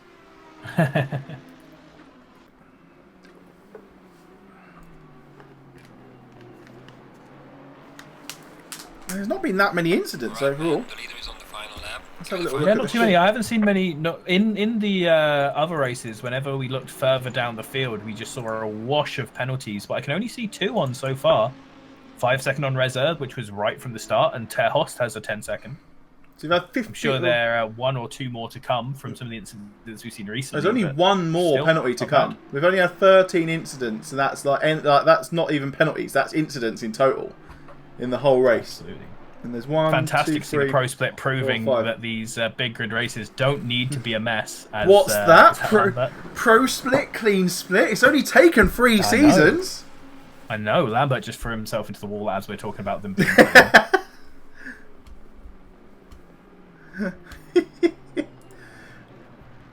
He has another lap to go, so he has to limp around now, unfortunately. Oh dear. So the podium and driver of the day split, to clear up some confusion, will be the overall. There's no better way we can do it. Yeah. So the overall will be top 10 overall for driver of the day, and the podium will be the overall podium of Holm, Venner, and Thomas at this rate. It's like real life racing. You're still racing for the overall. The classes are just a secondary thing. So our leaders coming through. Jump back to that. We'll give a shout out to some of our other guys as we do go through them. Holm coming around the last corner now to win this race. No fighting really at the top anymore. It looks like Clerk following Grosskamp for 9th is the closest thing to a battle we've got. The top 11 places all held, or the top 12 places all held by Invitational or Pro drivers. So good to see that working out how it should be working.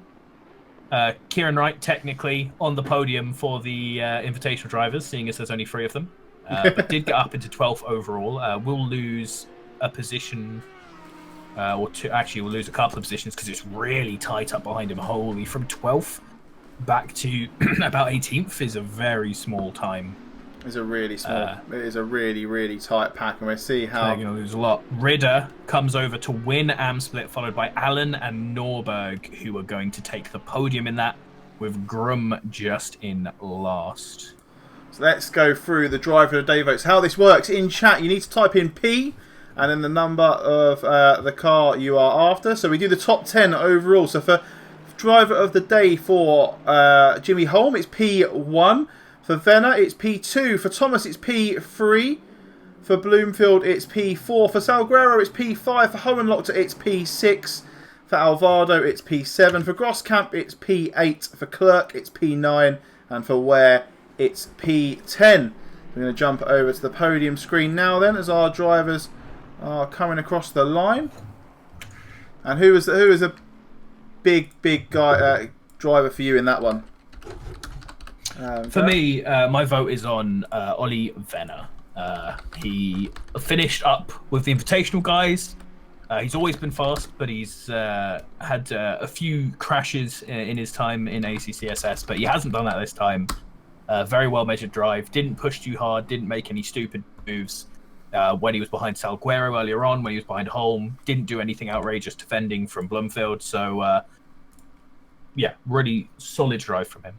Yeah, I kind of second that. I think Salguero had a good recovery, especially after hitting that wall that he hit. Yeah, I think Salguero definitely impressed me quite a lot. Let's have a little look at the driver of the day vote. I forgot to turn it on, so I'm going to have to do this manually.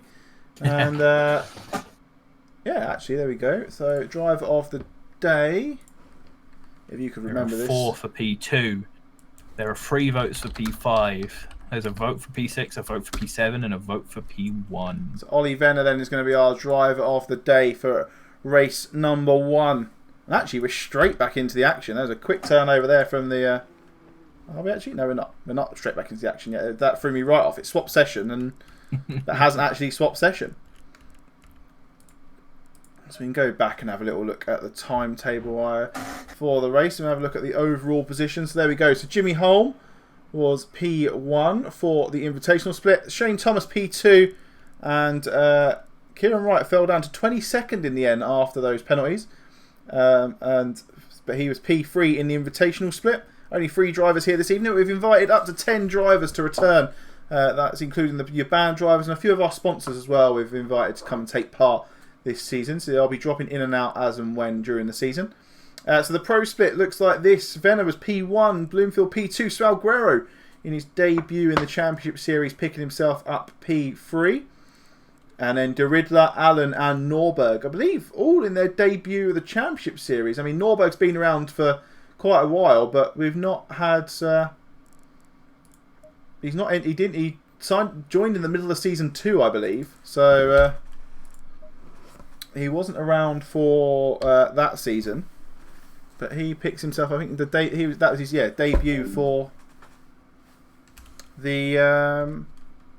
Pro split. And 2 seconds, Gareth, because I've just managed to fat finger the mute button on Discord, and I may have muted you. I have. There you go. You're back now. Sorry about that. People can hear you now. the whole world went silent. I was scared. Hi. Yeah. I don't know what you were just talking about, but I'm sure whatever it was probably right. Yeah. That is such a diplomat. Yeah, whatever it was probably spot on. Probably good. Yeah. Probably at least alright. So, let's have a little look for a recap of our grid then for race number 2. 3 minutes till they start doing their outlap. Yeah, you know what I mean. Their formation lap. I just want to point out that Kieran Wright has said in chat, someone help. The Jag is awful.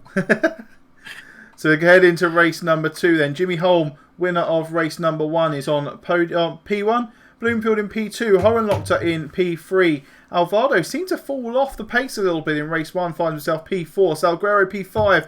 Groskamp 6. Fenner and Thomas 7 and 8. And Ware and De Riddler then 9 and 10. Lyons, Yalaba, Norberg, Yin Poon, Reza. As a driver disconnected, I believe they have. Maninka, Straza, Terhorst and Groom. Then we've got Kieran Wright, Paul Joseph, Kai Sarinsky, Benjamin Horrier, Tom Van Zenten, Florian Sachs, Dave Rogers, Ivan Lambert, Paul Glover, Jason Allen, Jonathan Shingle, Jose Martinez, Max Diggs.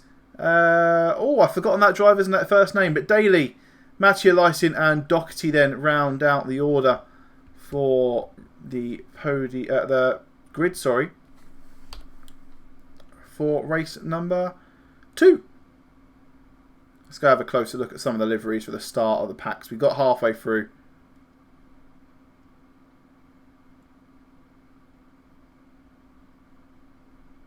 Actually, do you want to see it? Well, actually, we'll do that while they're on their formation lap. But I'll show you a really good bit of construction work around Kyalami in a second.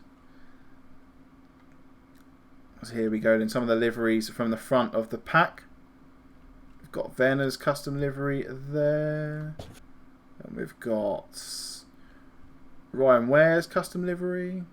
Obviously the Ryan Ware one we missed the first time we went round. It's a very good one. I'm a big fan. And we've got it's the Autobucks BMW livery.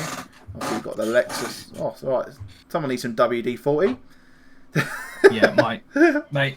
Honestly, one of my wheels has just fallen off my chair, so give me a moment. Got Takata then, and the Alvaro in the Takata livery Honda. And we've got the Aston Martin split livery. Let me take you to some top quality construction work that I noticed the other day. I noticed this morning actually while I was recording the video. We're going to go for a flying tour of Kyalami. Did you know that there's a Chinese company who make rip-off Honda little Super Cubs and bikes and stuff? Oh, really? And they take off the D on the fuel tank and change it for a G, so it's Honda. Ah, brilliant. Not as brilliant as this piece of construction, by the way. That's science right there. That is... Do you know what? We don't need to support this beam. It will support itself. That's what you're here for, ladies and gentlemen. That is some top quality Italian game design. When I was doing the advert for the Kyalami 2.4 hours that we did, I spent a lot of time looking at the buildings. Let's see if they've got another feature they added in the last update. I don't think they will have on this track because it's obviously still 2019. But you will notice if you look through the crowd in the 2020 tracks, they are they have wearing face masks. masks. Yeah. They're not here. I'm pretty sure they've bulked this crowd out a bit. Like the crowd's not normally this packed. There's a lot of people in there. They're definitely not socially distanced. No, This is like, outrageous. This is totally like a 2019 track. Remember the days when you could sit next to someone on a seat? Oh, That's outrageous. outrageous. Our drivers then, back to the action, all started their formation lap.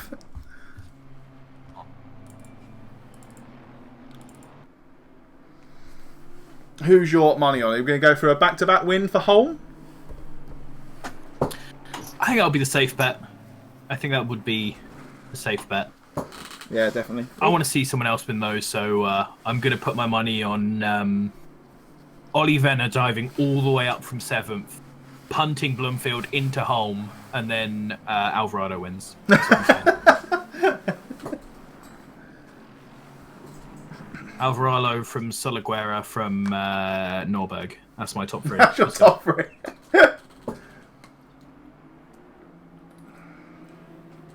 Why has that been? I was just about to mention that as well. Why is keyboard warrior a rude term? It was flagged for hostility, apparently. Damn you, Pavel! Damn you! I can't believe you'd be so hostile to me, Pavel. Such a hostile person. Oh, Justin Clerk must have disconnected or left, one or the other, because he's now stuck in the middle of my broadcast tool.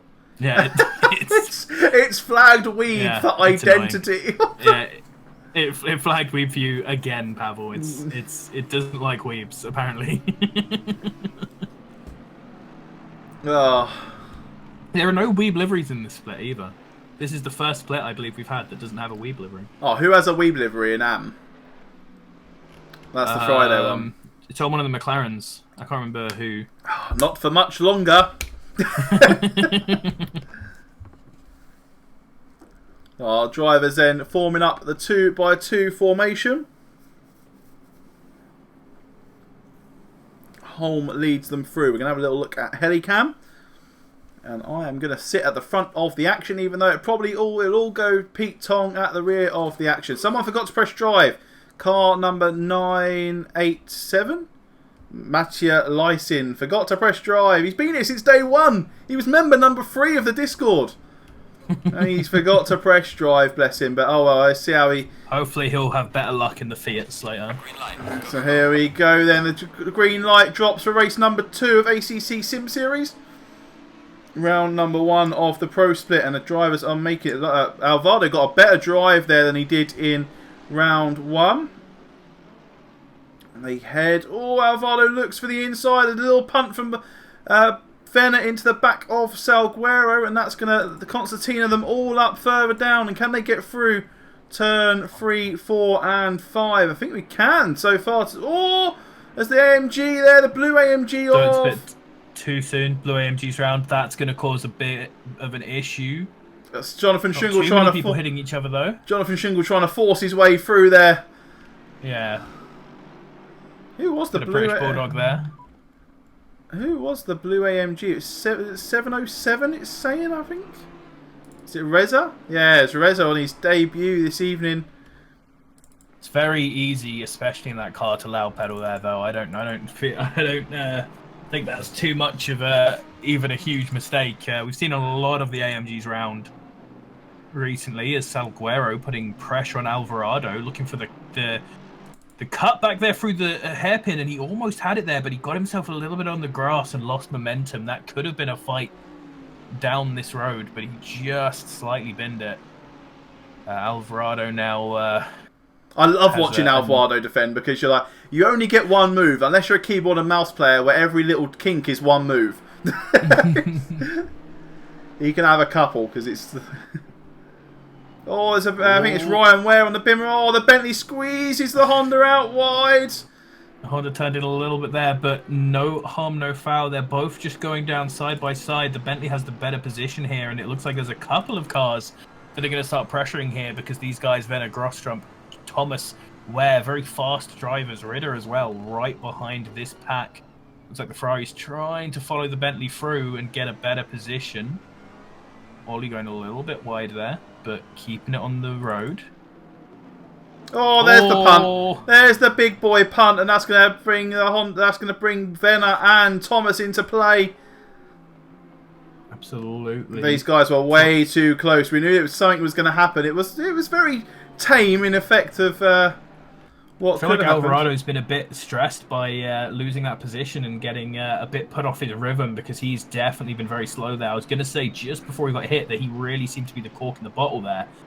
And just braking a little bit earlier than the Ferrari expected. He looked like he was going to put some pressure on again there. But Thomas and Venner right through now and able to start storming up the pack towards Salguero in fourth. Thomas looks for the inside of Venner into the hairpin. Can he make it stick on the exit? He's had a better run in. Venner has obviously got more tarmac to cover to bring himself up some more speed. They're too wide. Oh, this can all go horribly wrong as Venner's going to catch the grass. He's on the brakes. Can Thomas get the undercut? He goes for the Thomas with a great cutback there. That's a classic whoop-de-wop if ever I've seen one, and makes the position stick then as we head into Cheetah for the second time in race number 2. Fantastic racing there from Oh, the Honda's off as well. Alvaro needs to find himself a little bit of rhythm. You think he managed to catch the sausage on the exit of Cheetah as well? And he's fallen back into a huge pack now. Any mistake now is going to lose you 4 or 5 places instantly. God, look at this. Look at this pack in front. No! Whoa! Norberg gets the big punterino as he puts himself into the wall. That is some big boy damage on the front end of that Lamborghini. It's going to fall him back into the grips of Lambert and Martinez, and in 22nd and 23rd. I don't know who it was, but he was in this pack with Paul Glove. No, he's higher up than that, weren't he? He was towards the Riddler Meninka. Yeah, he was towards... Yeah, he hit the Mercedes of Terhost, I believe, and spun off the front of him, I think it was. Oh no, it was maybe the Mercedes behind him. I think it was Meninka that he rode off of, maybe. That's a big boy oof that is into a wall. That was... Yeah, he's absolutely wrecked his nose there. What is on the back of...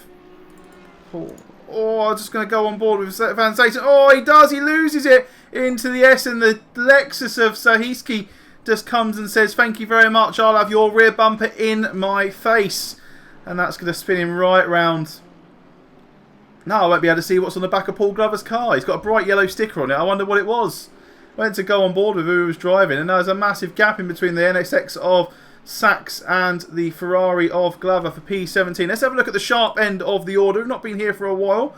Holm out, comfortable in the lead. Hohenlotter in P2. Is that taking a position off of Bloomfield? No, Bloomfield has been catching up to him. Okay. Over the last couple of laps. And then we see Salguero in P3.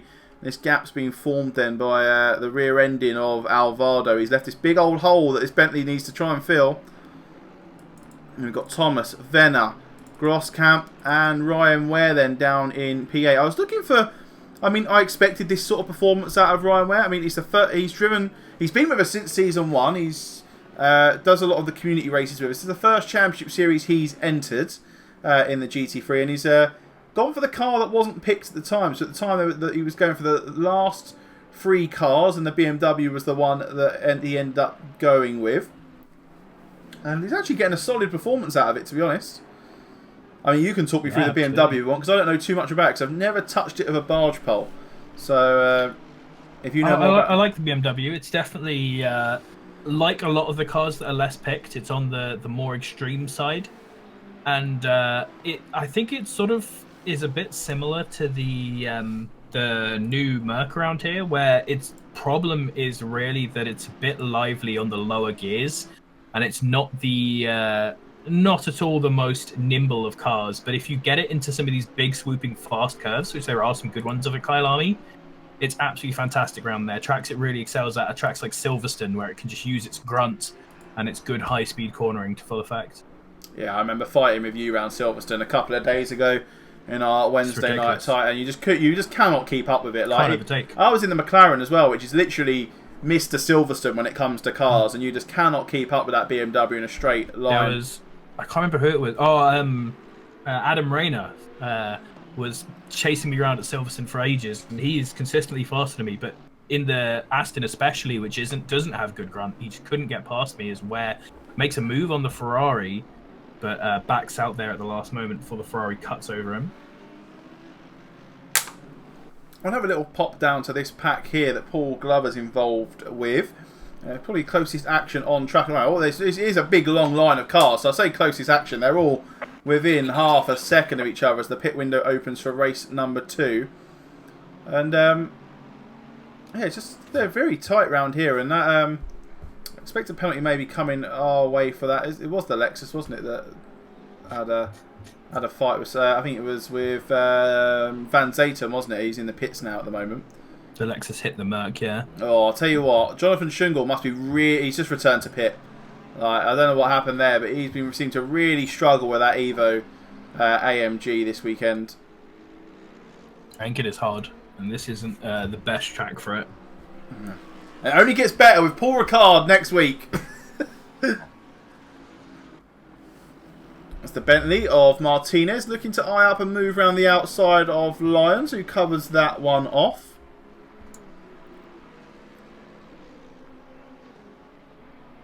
See if we can have a little look at as the penalties now start to filter through. Oh, we still can't quite see the back of that Ferrari.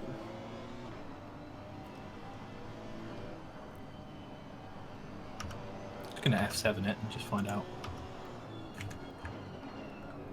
It's a bright yellow, like a fluorescent yellow sticker. It's probably nothing, but I'm very curious. First, it says Gullwing.com Racing Insurance. Oh. Boring. Well, now we know. Now we know. At least that now and ticks. We wish we didn't.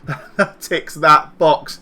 So how do the podiums look then when it comes to the overall standings? We've got very similar in the invitational split. Jimmy Holm out in the lead. Shane Thomas in P2. Kieran Wright in P3. We've already known that he's very much struggling with that Jaguar round here. Then in the Pro Tier 1 split, we've got Hohenlochter in P1, Bloomfield in P2, and Salguero in P3. And then in the AM split, or Tier 2, we've got De Riddler in P1, who's currently sitting in P10. We've got Glover actually having a fantastic drive, finds himself in P2 of the Tier 2 split, and Sachs finds himself in P3. But as we saw in race number 1, that can all change as we come towards the closing stages. It's really good seeing the Honda up there as well. Another car like the Bimmer that hasn't seen a huge amount of drive. Talking of being right up there. Talking of Hondas, oh, he might be in the pits. He isn't. I think he has pitted, hasn't he? Yeah, I was about to say, where's Alvaro? He pitted early doors to get find himself some clean air. No one really entering the pits out of the big top 10 drivers so far. Clerk in 9th is the... No, that's a disconnect. The guy who's left. That's a disconnect. God damn it. So there we go. There's that the penalty for Maninka then. We kind of knew was coming. Yep, a few more penalties this time, but still not awful. Not bad. We've seen a lot worse. It's been very good, very clean driving overall today. Fortunately for Mr. Reza, I'm assuming Mr. Reza is 2 laps down at the moment, still yet to serve his pit stop, and a few incidents on track. Venner is not having the same sort of pace this race as he did last time. I've just watched him be overtaken by Ter Horst. It looks like he was sort of caught up behind the Ferrari of Grosskamp and couldn't get past. And since then has been just falling behind people with a couple of guys ahead of him now. There's also a backmarker Lexus there, just slightly getting annoying.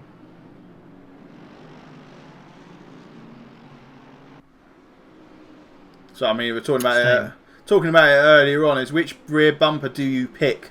And you kind of want to pick the one that's going to give you the most advantage, but at the time being, you don't know who that's going to be.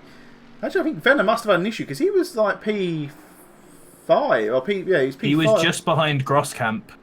And Thomas has overtaken Salguero as well. Salguero's pitted, that's why. Oh, Salguero then first leads the pit. Venner dives in as well. I think Salguero has actually just hit the pit wall again. I may have just clicked off of him as he done it, but he didn't spin. But he definitely gave it a donk in the way in. So Jimmy Holm not having it as comfortable as he would like, or did in race number 1. That could be a little bit of a problem though, as he did lose quite a lot of time in the pit window last time around. Ryan Ware looking at the back of Tom Groskamp in the Ferrari. Ferrari hangs it out high and wide as they head around turn 5. And now we've got the BMW grunt as we go into this sweeping right-hander. Ferrari catches the grass a little bit and leaves Ryan Ware in the BMW to lift just to make sure he didn't come into contact with him.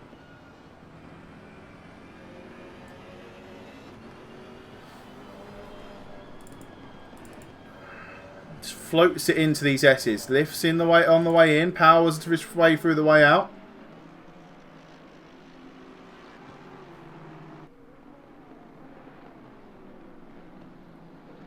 Oh, do you know what? I just thought of a really cheesy line I could have said then, and I'm so glad I didn't.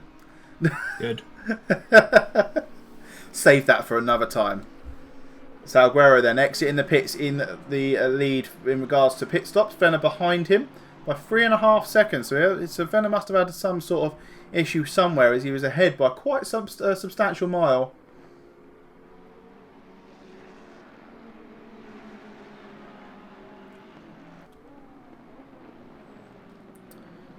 Through the pits they come then. None of the big guys want to drop in now. Hohenlotter has closed that gap actually down to around about half a second. I imagine it's probably that back marker there of Dave Rogers, I believe. Holding the fort in P28 at the moment. Just held up Jimmy Holm a little bit. Hohenlotter may have been able to sneak through on the coattails of him. Let's close the gap down to 2 tenths now.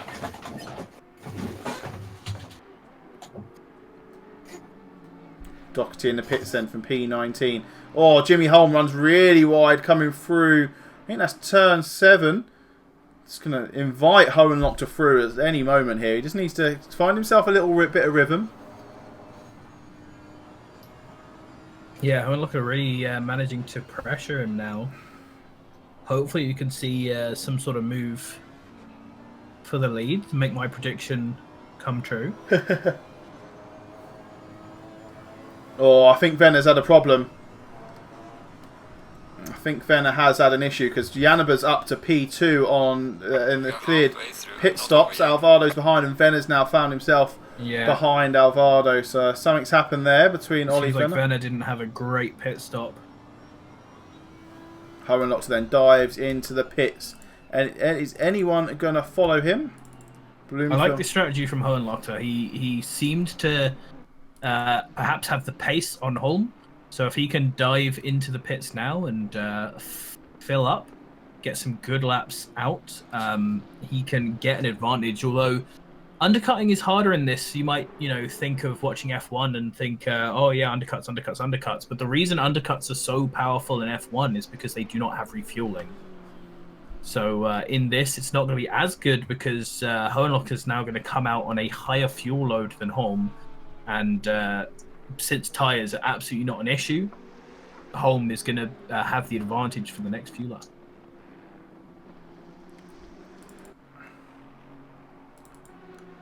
So we've got the front fields really started to space out now. The mid-pack's all in the pits.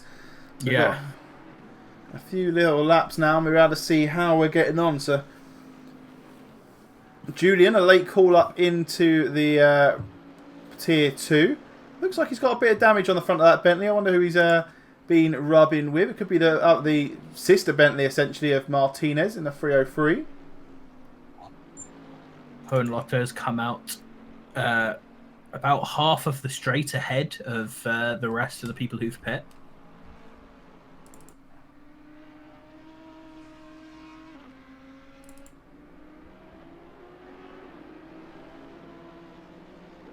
It's a big boy battle for the car with the cars behind. Now, Alvado pitted early, and it seems to have paid off here because he's jumped quite a few. So is Janaba as well. I mean, obviously, I know the issue with. We know the issue that. Well, I don't know if Venner had an issue, but the issue that was there.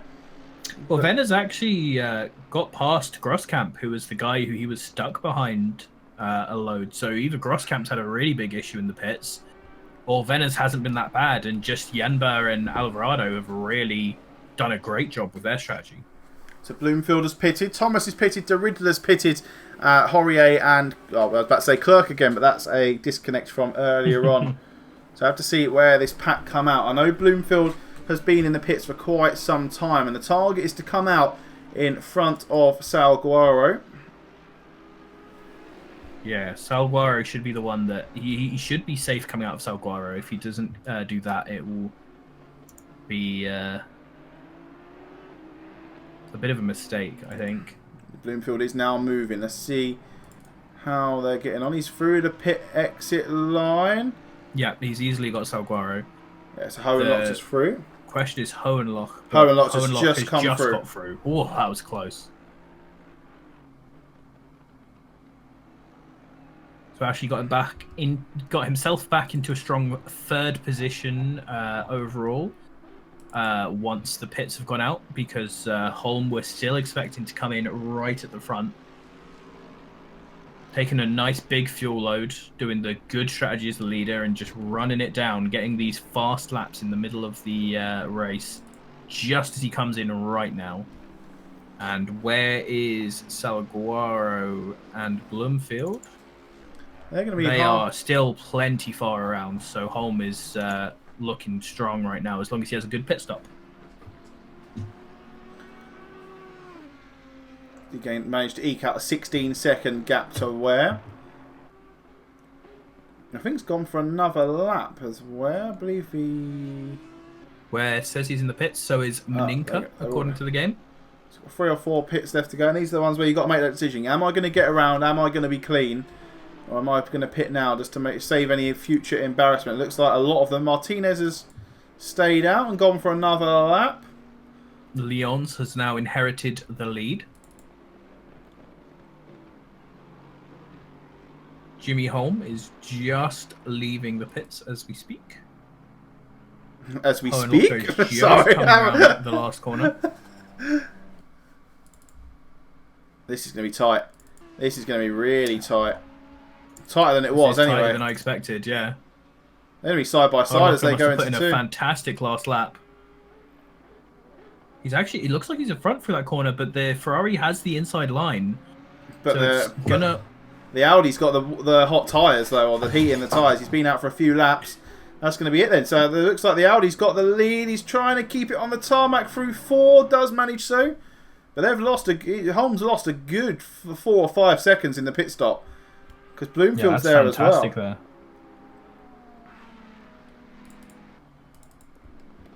So these are our top 3 now, and it now comes into, can Holm do what Hohenlocher couldn't do in the first phase of the race and make the overtake?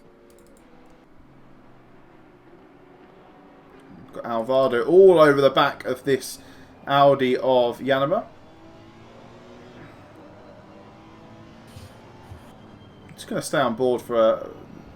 I don't like to do cockpit cam. But we can just have... This is keyboard and mouse, by the way. Yeah, that's a good excuse to do cockpit cam. Yeah, it is a good excuse to do cockpit cam. I'm not a fan, to be honest, historically, of cockpit cam.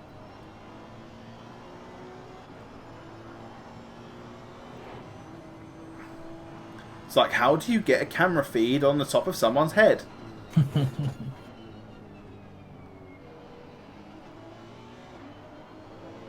I mean, he's got smoother inputs on a mouse and keyboard than I have on a wheel.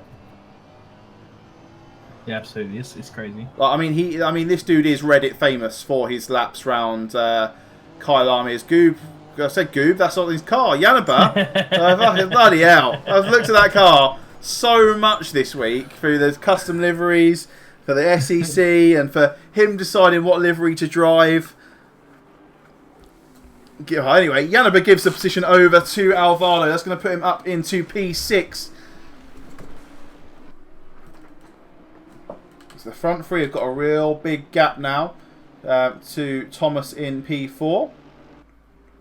And our pits have now settled out, so we can see what the situation is so far. Holm, Thomas, and Wright, obviously, for the invitationals. Hohenlocher, Bloomfield, Salguero for the pros, and Ridder, Sachs, Glover for the AMs. So Glover has lost out during the pit phase and is down to third, and has Groom reasonably close behind him.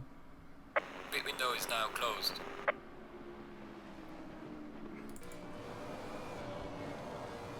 So Lyons then, after pitting from the lead, finds himself in this nice little pack of cars, headed by Kieran Wright in the Invitational Jaguar 69.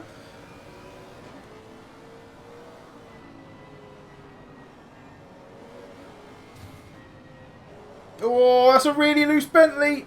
That's Martinez. He's off to the races.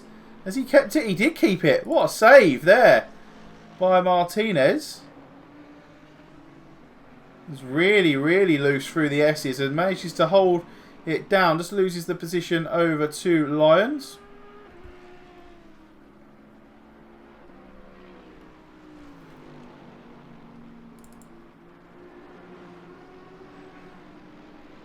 We've got Straza behind the AMG after Host.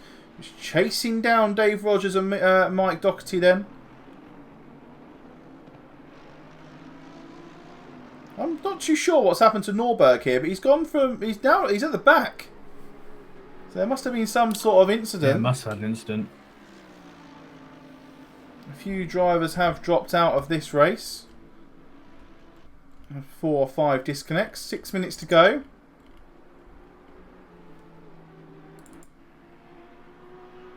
And Bloomfield then's kind of being dropped now by this pack of Holm and Hohenlocher. But essentially it's like Holm's creating this tidal wave of force, just pushing Hohenlocher through the track, because the gap's not closing, but they are slowly eking their way around away from the 241 Aston Martin of Bloomfield.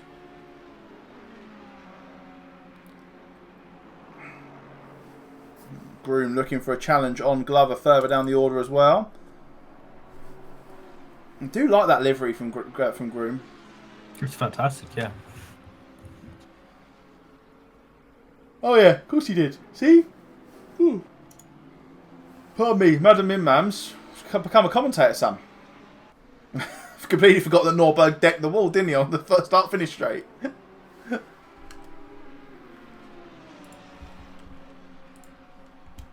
few more incidents this race.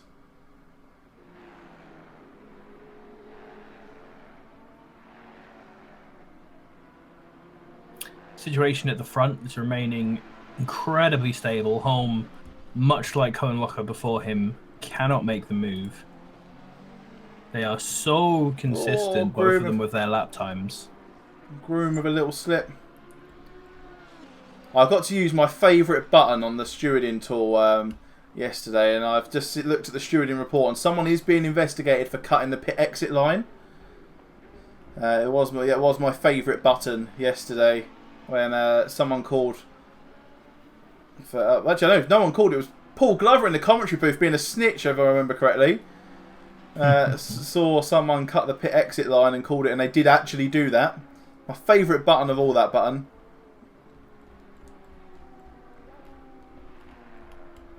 It's all sort of calmed down a little bit now. We've got Groom looking... or Joseph looking at the back of Wright. We've got... Zahinsky looking at the back of to Host. Well, not too much now as they've come through that sector.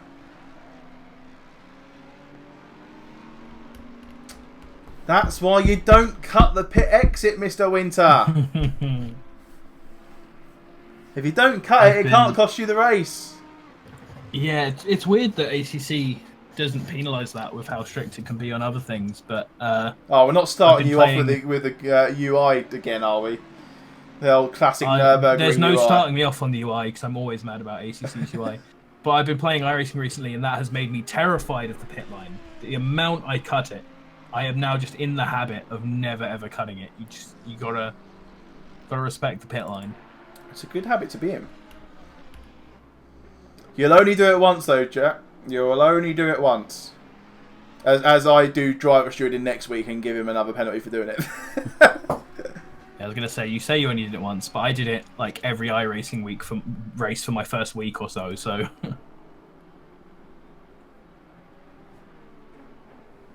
Oh, it looks like it might be car number 28. Who is that? Grosskamp. Welcome again to ACCSS Series.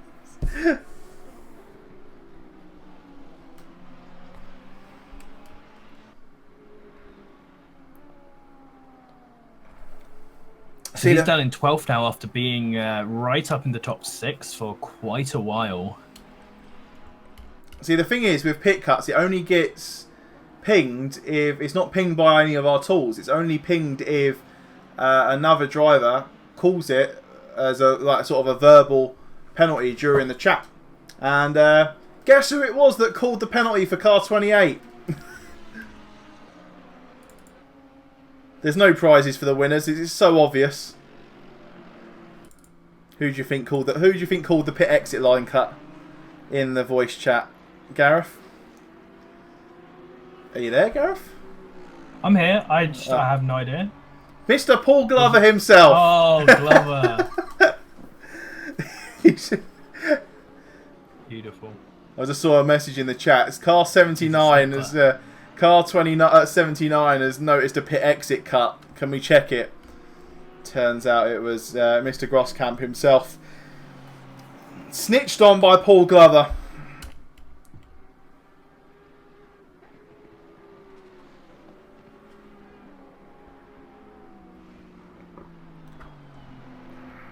So there has been a move that just happened that I just missed. And so we've definitely missed as a stream. Hohenlocher is behind Holm again. Oh, yeah! Oh, we're so awful. We're so out of practice, aren't we? He must have made a mistake there. Oh, he must have hit him because Holmes has got a 5-second penalty as well. Oh, he must have. Oh. Let's check the broadcast. What car number is he? 777. Touches 969. Coming out of the corner. Yeah. 5-second penalty. Yeah, that's the one. And it looks like 777's got under investigation as well, so he might be getting another penalty.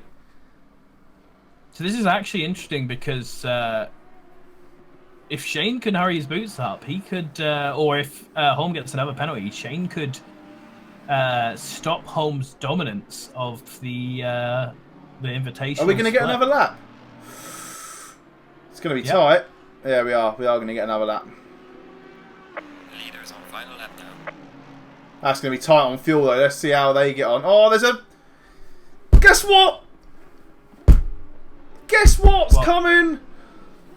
5 seconds for 969. Bloomfield could be about to get his first win in the Championship Series. By default, he's just got to keep it on the track. So both of these first guys are getting 5-second penalties. So we could have seen Bloomfield Thomas as the first two in this race. And it's for colliding with each other.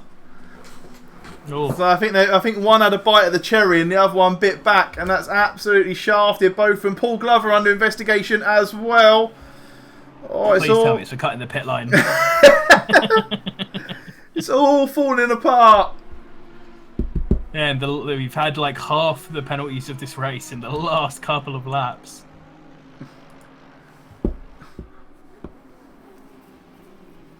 All eyes are under investigation for snitching. Is that what it is?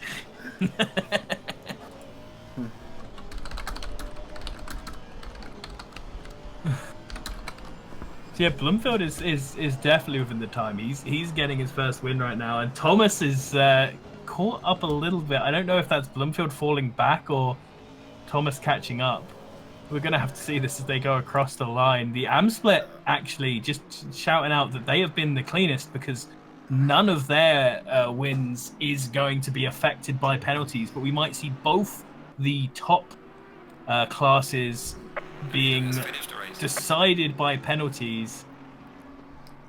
Oh my day! Let's go and have a little flick back through the action. Fenner's passed, or is in front of the Riddler. Yanaba's going to get him. That's a solid result for Yanaba in P7.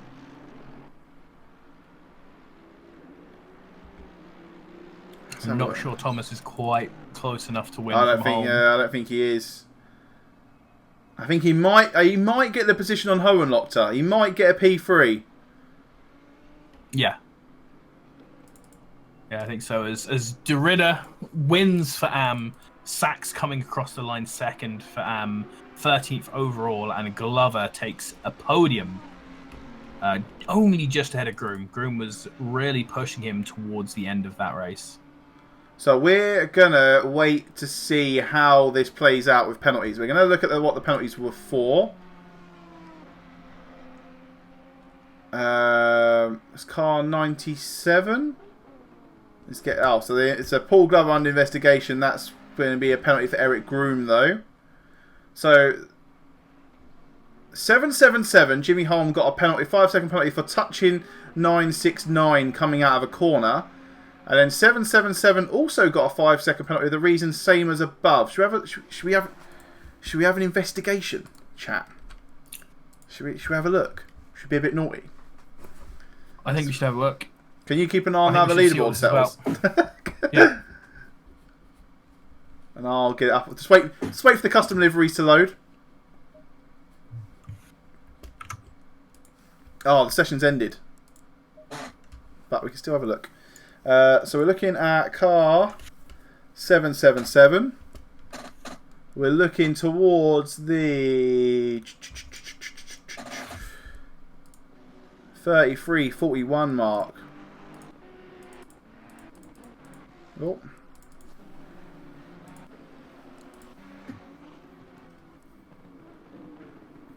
Is that what it was? Do I want to be that guy? I think we might need to go a little bit further back here. 777 and 969 both getting penalties. So Hohenlochter gets a little bit loose.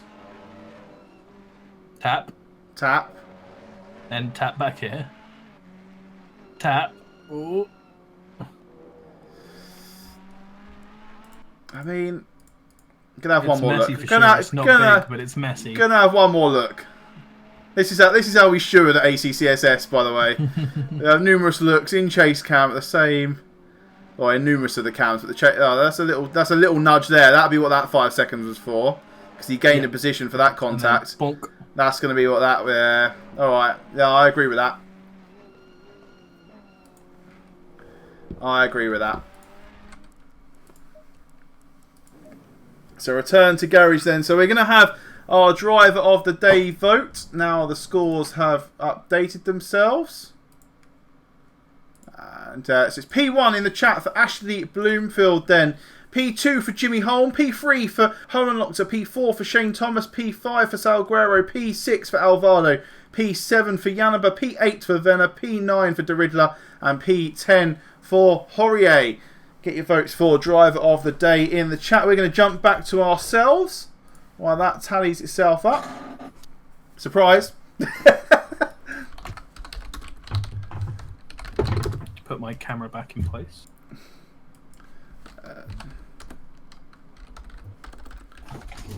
Oh, what race? Tell me what. Green light, go, go, go. Tell me what was your. Today's been good. Yeah, go. Today's been really good. Both of our races didn't have any huge incidents in. We had a lot of people saying, oh, too many people on the grid, all this. But I think today was a really good example of how these big grid races can be super good and reasonably clean if you just careful about what you're doing. Obviously, we're not expecting the AMs to be quite as clean, although they were in the older seasons, so they can do it. But yeah, fantastic races both time, really consistent, really clean, really competitive. And yeah, really good stuff.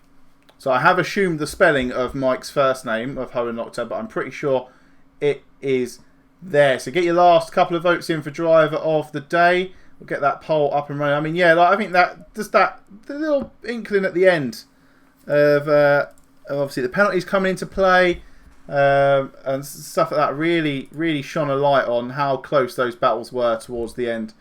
So let's get your votes for driver of the day in. Bring that poll up now. We've got 9 votes. It's gonna. Oh, of course, it's for the you guys. You guys, it's for the one with the longest name. So Mike Hohenlochter then. The one I've probably not even spelt correctly. I'm really sorry if you are watching this, Hohenlochter. I have guessed assumed that's the spelling of your first name. I remember it's something like that. So well done to Hohenlochter for picking up driver of the day for race number 2. So yeah, that's it. That's week 1 over. That's all the prep work we've been doing for months. Just down the toilet. It's done. Over and done with in one race. So what would be a highlight essentially of the week, Gareth? Even starting from Friday, even starting from Monday, even if you've got other highlights that we haven't seen on stream. But talk to me about your highlights of the week. I think having the liveries available in a split has obviously been a big one. Some of the fights in this split have been really fun as well, and just seeing how clean and how smooth this one went, it was just great to see, and I'm really happy. I hope that a lot of our next splits will be good like this as well. Yeah, I think the new drivers now getting in and getting blooded into the into the system. I mean, it's been controversial as staff this week. It's been controversial with staff this week about people discussing the format. I mean, I like the format. That's why I probably haven't put my opinion in the staff chat all day. It's that I like the format of... oh, your webcam's gone dark, by the way. Yeah, I like the format of the ones we've got. And, I mean, we'll see. It's a 4-week championship. We'll see how it goes. Gareth's upside down. Oh, he's back again. There he is. So, yeah, I mean, we're on to Paul Ricard. I mean, I just want to thank all the drivers, really. Without drivers, we wouldn't be here. And also, in the nicest possible, without stewards, we wouldn't be here. And I know people have different opinions of the stewards and the stewarding team and the penalties they receive for being idiots. But don't be an idiot. You won't get a penalty. You won't have a problem with the stewards. It's essentially the long story short there. And if you want to take part and be a steward or take part in the races, you can click on that sign up link that's just been plopped in the chat. If you want to support us in any way, there's a donate button. You can follow, you can subscribe, you can do bits, you can... anything you want to do to support us, it's completely up to you. You don't have to. But also, thank you very much for being here this evening, Gareth. I hope you enjoyed getting back into the swing of things this week. And on to Paul Ricard next week. Got any final thoughts? So remember, everyone, to turn up for our weekday races, especially the AC race on Tuesday. I'm hoping to get more people in the AC races because they're really fun. We have some cool ideas for the future which require a bit more people.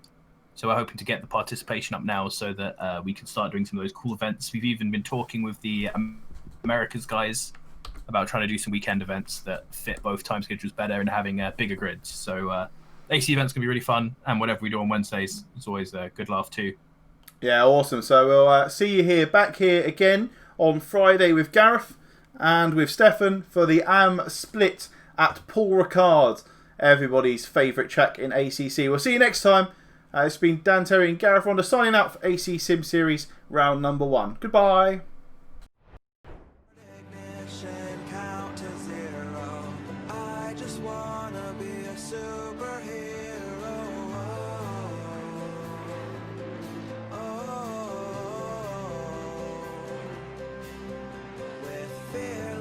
Thoughts, emotions swirl. I want